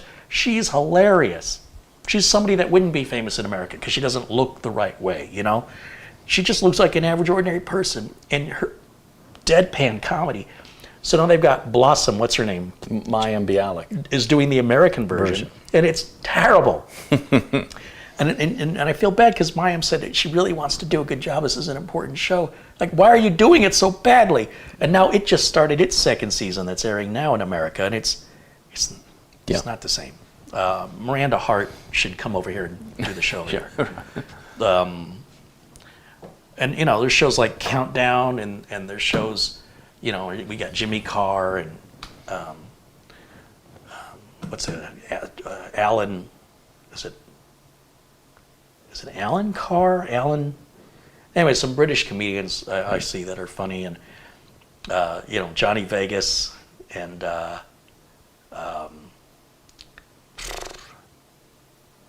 there's a lot of British shows. You shouldn't even have asked. They're talking about Red Dwarf and Hitchhiker's Guide. But that's from years ago, and in Fools and Horses. Yeah. I couldn't get into only Fools and Horses. That's from the 70s. Maybe it was funny in the 70s. It's horrible today. I tried watching it. TKV mentions The Young Ones. I used to watch that on MTV. Vivian, did you use my deodorant? There's a hair on it. He's like, I used it on me bum. It was a great show. Keith Lemon, the Keith Lemon Show. So this guy plays this character named Keith Lemon, but you wouldn't know that's not his name. It's the Keith Lemon Show starring Keith Lemon. It's a whole sitcom starring Keith Lemon, and Keith Lemon is pretending to be like the lead singer from Simply Red. What's his name? I can't think of it. Or he's some of it's very British, like you wouldn't know as an American some of the talk show hosts and people that he's doing, and others are world renowned. And it's really outrageously offensive. Just outrageously offensive. There's one where he plays a fox. So the British people, they have a problem with foxes. And they despise them. They tear up their gardens. And so they'll get a dog. So this guy's dressed up in a dog outfit, and this guy's dressed up as a fox. And the foxes cause trouble. So the fox is like a British teenager thug. It's all brav. He's just got this whole attitude. And it is the funniest thing I've ever seen, and I miss that show so much. I don't know if it got canceled, and I can't think of the guy's name who played Keith Lemon. I thought his name was Keith Lemon. He goes on talk shows as Keith Lemon.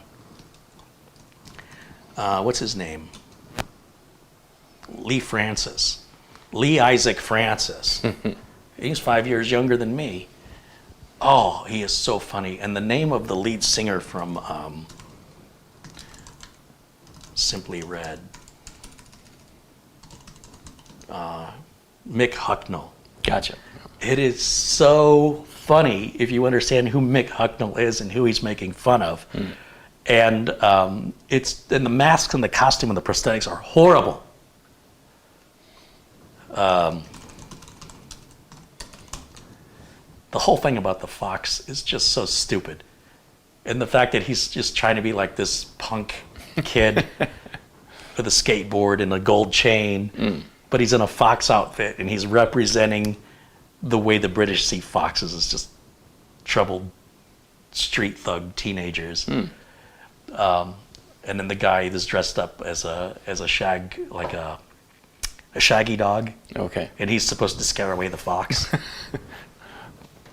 And then something happens to the fox, he gets caught, and then the dog is all sad because it's like his friend. It's like a game, like the Roadrunner and the Coyote. They're almost like friends. Anyway, of course, one of the best British shows of all time is David Williams and Matt Lucas. That comedy team. They had a show called Little Britain. Oh my God.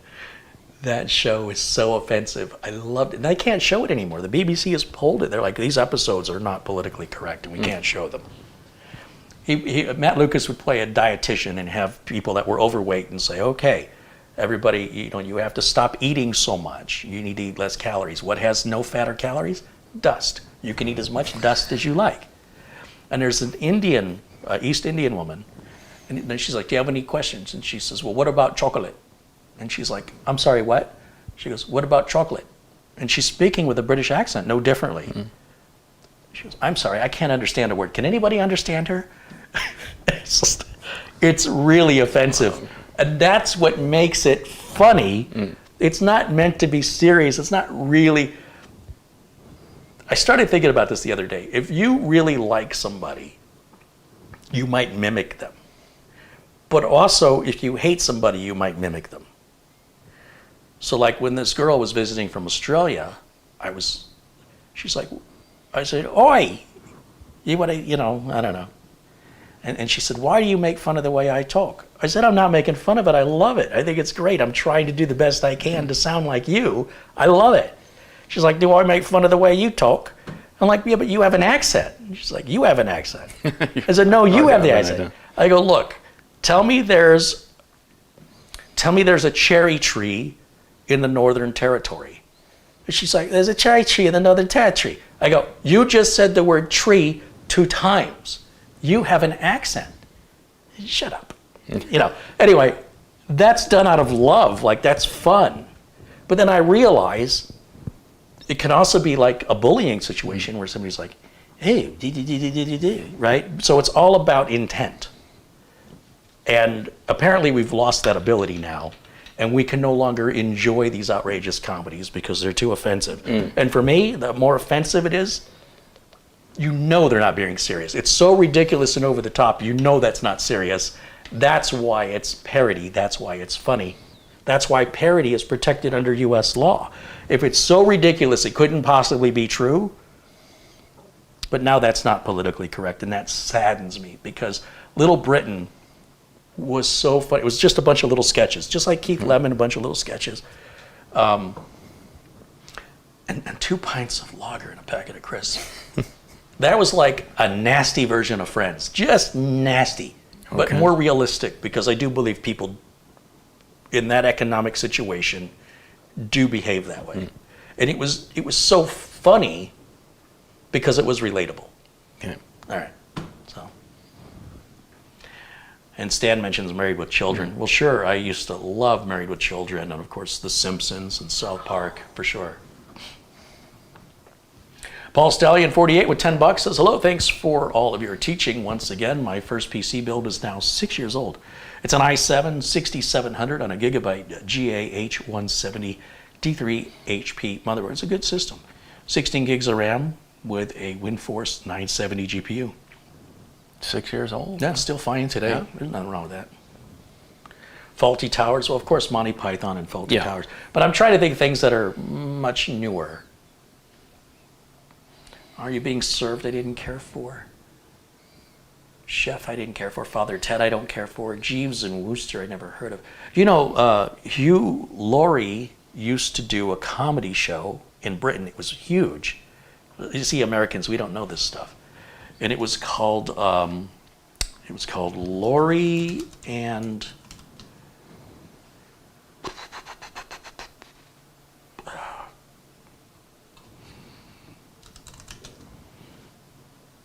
A Bit of Fry and Laurie. It was Stephen Fry and Hugh Laurie, and they were comedy skits back in the 70s. You'll even see Marty Feldman in some of this really old stuff. Maybe not on Hugh and Laurie, but he was certainly in some Monty Python stuff. And you can see in these videos how young Hugh Laurie is in these. But A Bit of Fry and Laurie was a huge, huge hit in England. We never got it here. At least I never saw it. A Bit of Fry and Laurie is what it was called. And, you know, he's playing piano back then. He's a talented guy. We only knew him as a serious drama actor in the house. First time I ever saw him. Take me back to Benson and Different Strokes. Yeah, I used to watch those. And Soap. Soap was hilarious. They mentioned the Red Green Show out of Canada. It's a nice, clean show.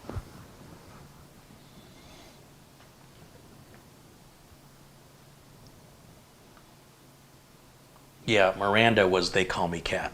They Call Me Cat is the American version of Miranda. Yeah, my bad. I should have corrected myself there. Oh, Blackadder. Blackadder was pretty funny with Rowan Atkinson. Mr. Bean. Mr. Bean. Yeah. He was funny. Yeah. To communicate a story without words, for a guy like me who talks a lot, I'm fascinated by that concept.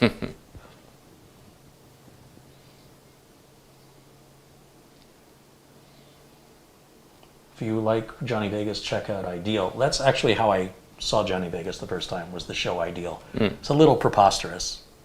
To me, it was a little outrageous without necessarily the funny component. It just felt sad. Guys getting really super drunk and doing stupid stuff. So that I didn't much care for. But that's actually, and I'm like, there's no way that guy's name is actually Johnny Vegas. And it isn't. It's a stage name.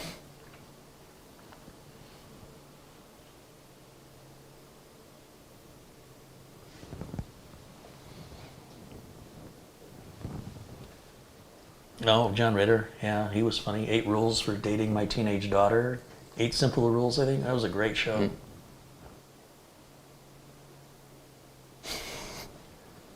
What was your favorite doctor? Oh, it had to be Tom Baker. Everybody's got to agree. John Pertwee did this karate stuff that a man in his physical shape couldn't possibly do. He had a car that could stop without slamming you into the windshield. It would just stop. So much of what John Pertwee did was so unrecognizably ridiculous for a man of his age and his stature to be performing the physical stunts that he supposedly was doing. It was just took me out of the scene. But Tom Baker was great because Tom Baker, he'd be like diffusing a bomb, right? And it's ticking down. It's got like 20 seconds. And he's got his little tools out. And and the assistant's like, is there anything I can do to help? And he goes, yes, get me a stick about this long. And then she'd rush off and grab it. And she goes, here's your stick. And he'd go, thank you. And then he'd stir his coffee with it. And then he'd go back to work. That kind of thing that Tom Baker did was so hilarious.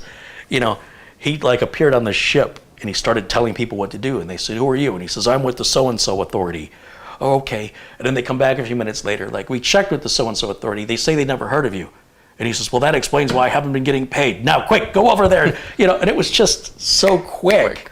And Tom was his face and his voice. I was so delighted when Star Wars Rebels used his voice, I think it was Rebels, as one of the characters in the Star Wars story. So to have that crossover from Doctor Who into Star Wars. I heard that voice and I'm like, I'm listening with headphones on. It was late at night and I didn't want to disturb anyone.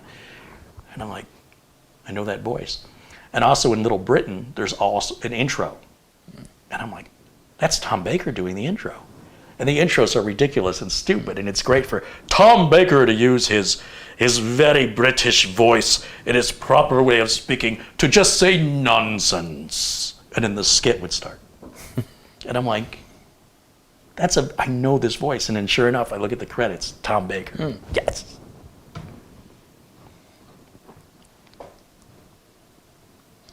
Well, we certainly went off on a tangent there. Squirrel. Yes. Well, Yeah. I love so much British stuff. I really do. And Stan mentions Big Bang Theory. I love the Big Bang Theory, but it's no IT crud. Like the Big Bang Theory took nerds' stereotypes and it just exaggerated them, whereas the IT crud, I think, was more true to what real nerds in corporate America, at least the ones I worked with, were just like that, right? Each one had their own personality. Just like in Big Bang Theory, there were different personality types of the nerds, but they exaggerated them. The IT crowd, I didn't feel it was exaggerated. And I like the character Moss. They had him on a game show the other day, and they're partnered up on this game show. And the guy says, listen, you do the math and the words, I'll do the social interaction. And he goes, what? No one told me there'd be social interaction. I wouldn't have come if I had known. So you realize that's not a character he plays. He's really a nerd. He's really that way. And he had a travel show called Travel Man, where Richard Ayoade is his name, and he would travel on a little weekend getaway. They call that a mini Holiday. Mini holiday, where they go away for the weekend to one of the neighboring countries to England.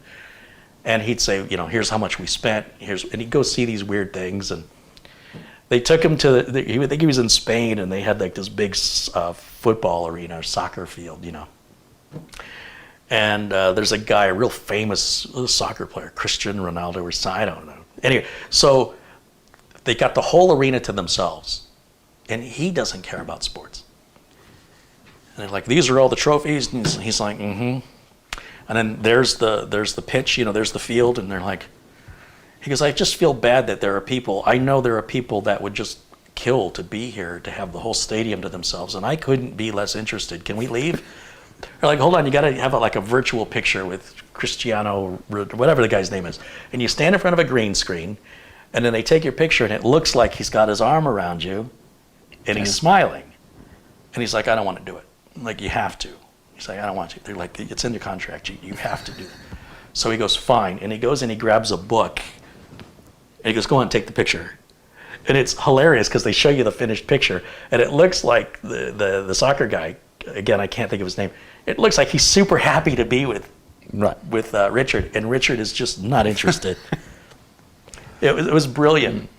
And I had to turn closed captioning on because Richard would write everything out, like he wrote the scripts, and he played with words in a way that I just thought was, what's the word? It drew me in, like it was intoxicating. Like he'd start all the words with the same letter, and he'd do a whole sentence like that. And he'd find he'd use a thesaurus to find a word that began with the letter P that meant like pawn, or not pawn, it's a terrible example. But he could say it, and he was using words, and you're like, well, that's actually quite clever. But he'd say it so fast, sometimes I had to rewind it and watch it again. And he spouts it off like it's easy. So now they have another guy, this other comedian guy doing Travel Man, and he was in, I think, Iceland. It's not the same without Richard Ayoade.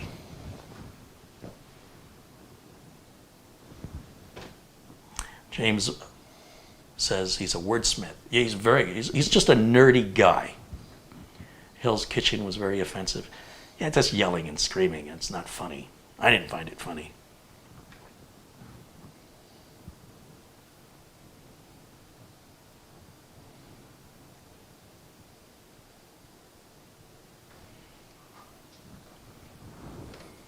Rick says, I own parts of my own workstation build with help from Catherine Anna Hauserman. Right on. I'm glad to hear that. She's helped a lot of people.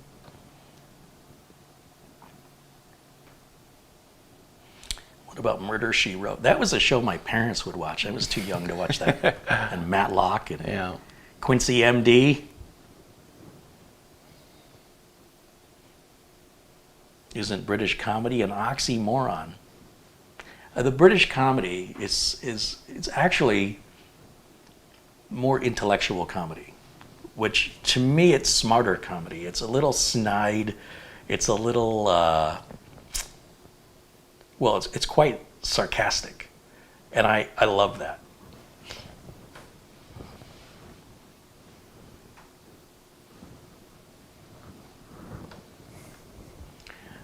Jason says, when I started watching Doctor Who, I think Christopher Eccleston and Matt Smith, but this time I first started, I've not seen yeah. Christopher Eccleston was just kind of a mean doctor. Matt Smith felt a little young to play the role, and I think David Tennant was my favorite of those new ones. And he's gone on to do some really good stuff outside of Doctor Who, like Angels and Demons, and he's on a British sitcom about like detectives looking to solve crimes. I got to look it up now. I forget what that one's called.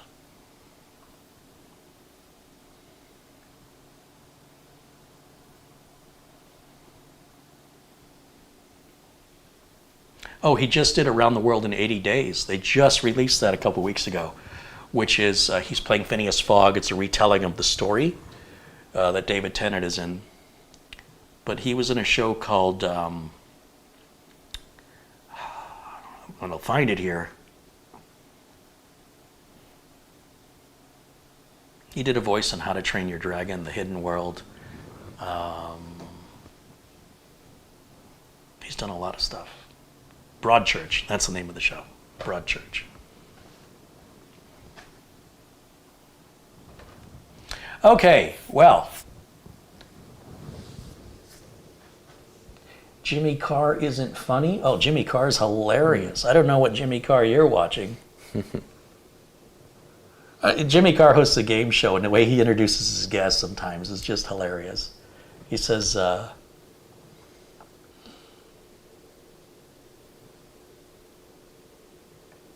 welcome into the show, Mitch Morrison. Mitch's girlfriend said she takes his breath away, but that makes sense because she's inflatable. He just rolls these off of his tongue. And, well, clearly they're scripted, but I mean, it just flows. And when they insult him back, like he had a guest on and he said, and the guest had, pretty noticeably large teeth. And he said, he just started brushing his teeth 9 years ago. And everybody starts laughing. And then he goes, he's almost done. And then somebody mentions how Jimmy Carr's teeth are obviously very fake. And he just smiles and shows them off. He's so quick to retort anything anybody says to him off the cuff. He's just a naturally funny guy, but he has the most annoying laugh you will ever hear. Yeah, his last Netflix special was Laugh Out Loud. And his last Netflix special was nasty, like it was dirty. Right. So yeah, I completely disagree. I think Jimmy Carr is a very funny guy. When he was on the roast, one of the roasts of some celebrity, boy, were they nasty to him, and he was shocked. Like he was not prepared for how personal these roasts get, and he actually looked like he was regretting being there. I felt a little bad for him.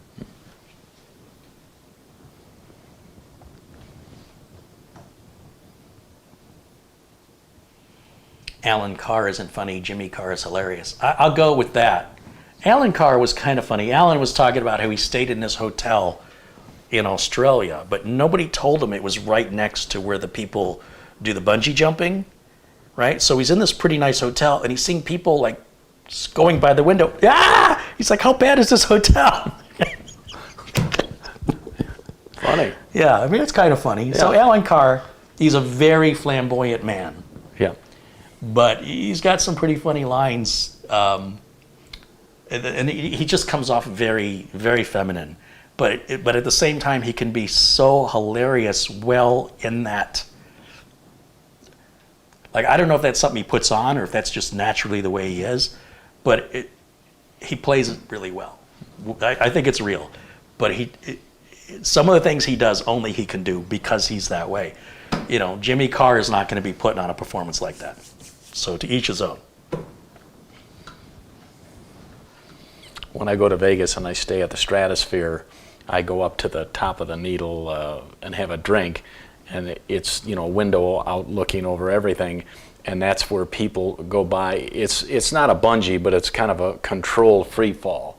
So they're in a harness, and it's a wire attached. So people always, that aren't expecting it, see people, go You're like, what? Go by. I said, it's, $100. It's a controlled free fall. $100? Free fall. You can do it day or night, but I have no interest since I've jumped out of a plane, which reminds me, we ought to do that here in February. We ought to go to You want to skydive? we ought to go I'm to. too old for that now. Yeah, I'd like to do it one more time before I can. So I mean, if you're going to do it, what does that make me look like if I won't? This is peer pressure, folks. I just would like to go out there and, again, we don't do it solo. We do it. You go out to piggyback, Eloy? Eloy. Yeah. Yeah. How much it is now? I think it was $120 when I did it 20 years ago. And February, the weather's nice, so we wouldn't be schvetting. No, but it ain't even cold up there. Yeah. I'm getting a mile and a half, 2 miles up. Yeah. No glasses. I'd have to wear my contact Well, they give you lenses. goggles. Yeah. Because that wind is... Yeah. You're, falling at 90 feet a second? 120 miles an hour, yeah. This is, tandem. Yeah. I'd like to do it I got thinking about that, and I'm like, I'd like to do that one more time. Reckoner UK says many people skydived one last time. Yeah. Well, I'll do the scuba diving this summer in the Philippines. Winston Liu with $5 Canadian says, I love your show from Vancouver, Canada. Thanks, Winston. Alan Carr split from his husband today. Well, I guess it's not an act. Vancouver, am I going up there in May? Let's see, Frisco, Portland, Seattle, Vancouver. Yeah, that's what I'm doing. So either on my motorcycle or my Subaru Forester. Either road tripping or motorcycling. Haven't figured out which one yet.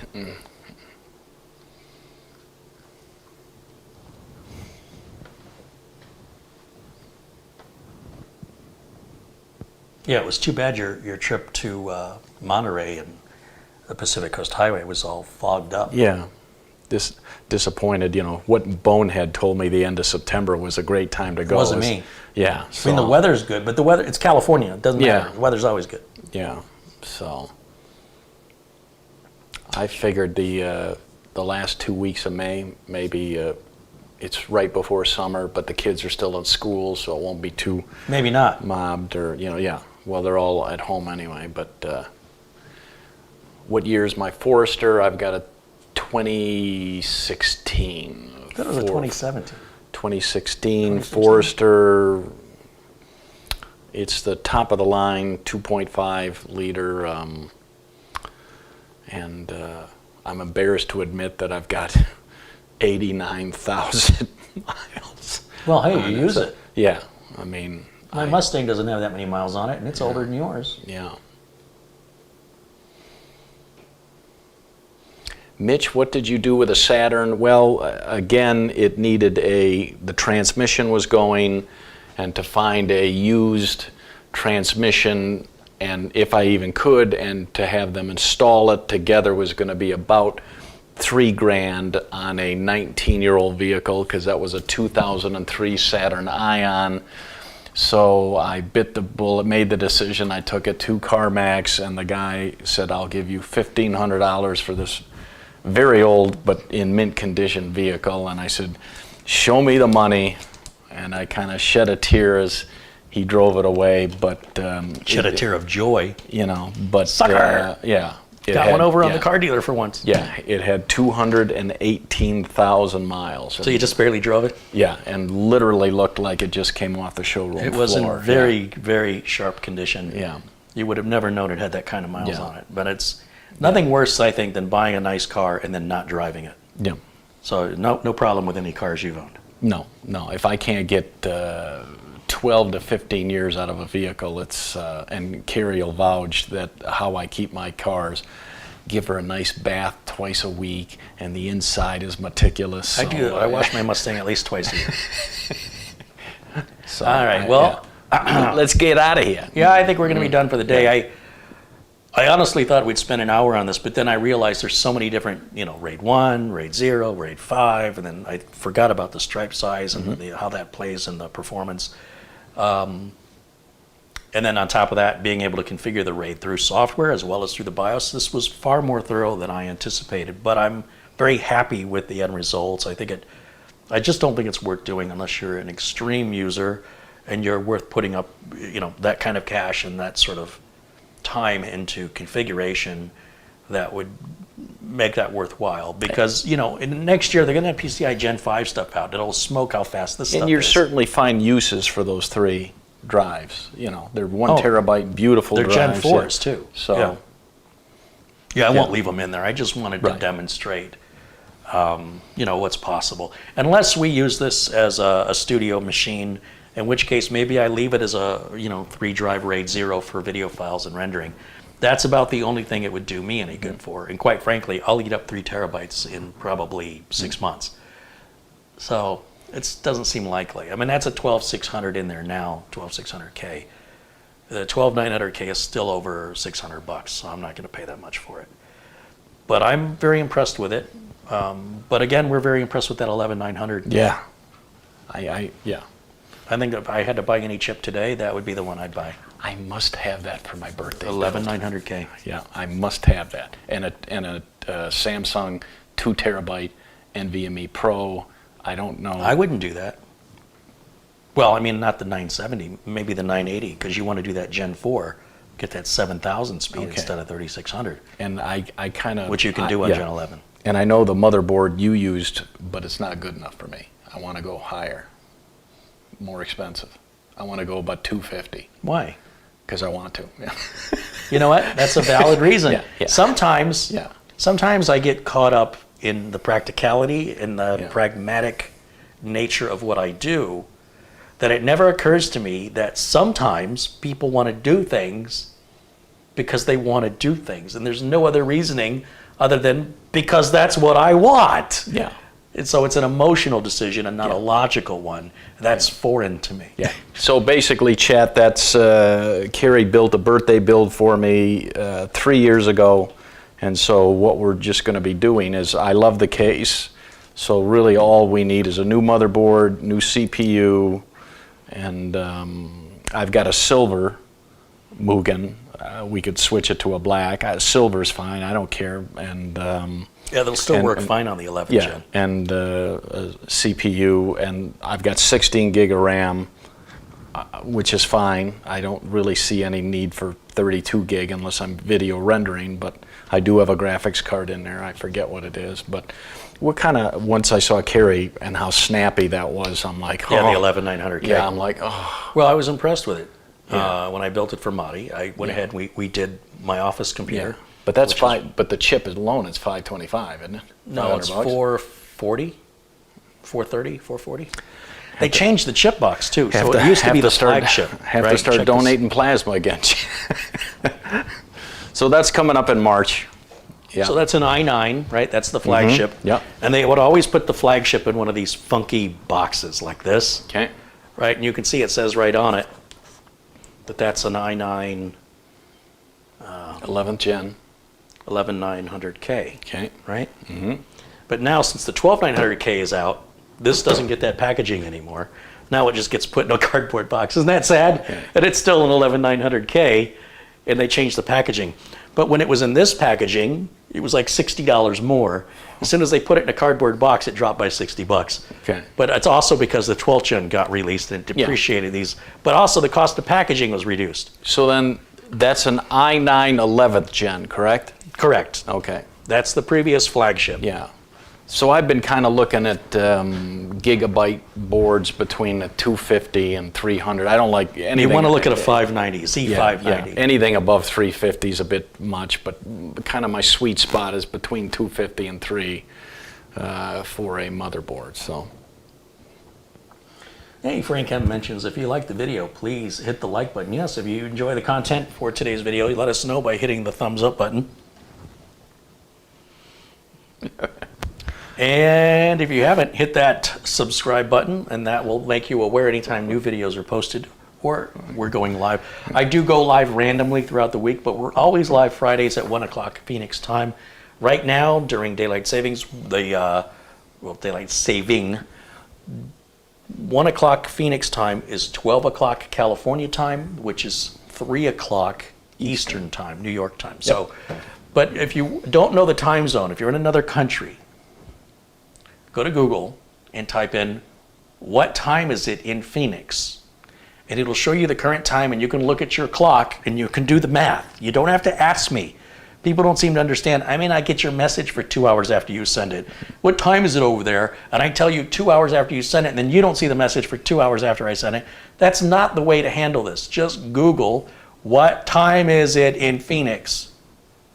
And then look at your clock and compare it. That's the best way to figure out time zones for if you don't want to do the math and you don't want to do the GMT minus But 7. if you're subscribed, it should let you know on your phone, right? Well, you have to download the YouTube app. Okay.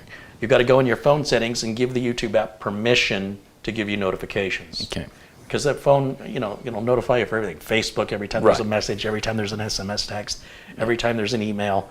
And so I think by default, notifications are off, but maybe it asks you that during the installation of the YouTube app. Mitch had said, how come I'm not getting the notifications? I subscribed, but Mitch had already downloaded the YouTube app months ago. So if it had asked him, he must have told it no, but I don't know if it did or it didn't. Well, then you told me, go in here. So you go to the gear icon to your settings, and then you go to your app settings, and there's a list of all your apps. You pick the YouTube app, and then you look to see if notifications, there's a little switch that moves to notifications on or off. If those notifications are on, then it'll pop on your phone anytime I go live or post a new video. With regards to notifications through email or other ways, you have to log into your YouTube account with whatever device you want the notifications on.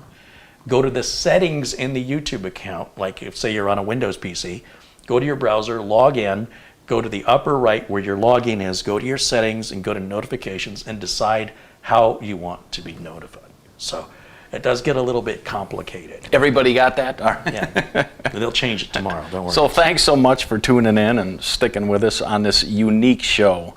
That's the word I'll use, unique with the air quotes. This very unique show. You know how you catch a unique rabbit? Yeah, no. Unique up on it. Ah. Don Allen contributes $20. He says, you're out of Gatorade. Have some on me. Do you know how hard this has been to find in these little bottles? Thank you, Don. I appreciate it. All right, I guess we're done. I'm hungry. Yep. Is it time for some wings? Nice. Mitch, you want wings? He's going to give me 3. All right. Did I say 3? Okay. 2.5. All right. All right. I guess So you'll have to chew on the 3. half. Okay. We'll let you out of the closet. Okay. out of the basement cellar. So thanks, guys, for sticking with us. Appreciate it. Yeah, I hope you learned a little something something about like that. RAID, M.2 NVMe, the BIOS, and different ways of doing the same thing. Again, back through the BIOS or through the Intel management software, the importance of that driver, and how, it's been a while since I've done it, how rusty I was in trying to find VDM, VDT, I don't know what the heck all that stuff was. But it was different if you go back and watch the Threadripper when I enabled the RAID on it. I think that RAID performed better than this one from 3 years ago. Yeah. And the areas in the BIOS are labeled completely differently. So anyway, don't be afraid to use YouTube like I did to look for a walkthrough and lead by example. Have fun. We're gonna wrap it up for today. Thank you guys for all your contributions and support, especially, of course, Peter Lycock, and of course, Mario Planet Cryos, all our regular contributors. Thank you guys so much. And we will see you all again very, very soon. Until then, Bye for now.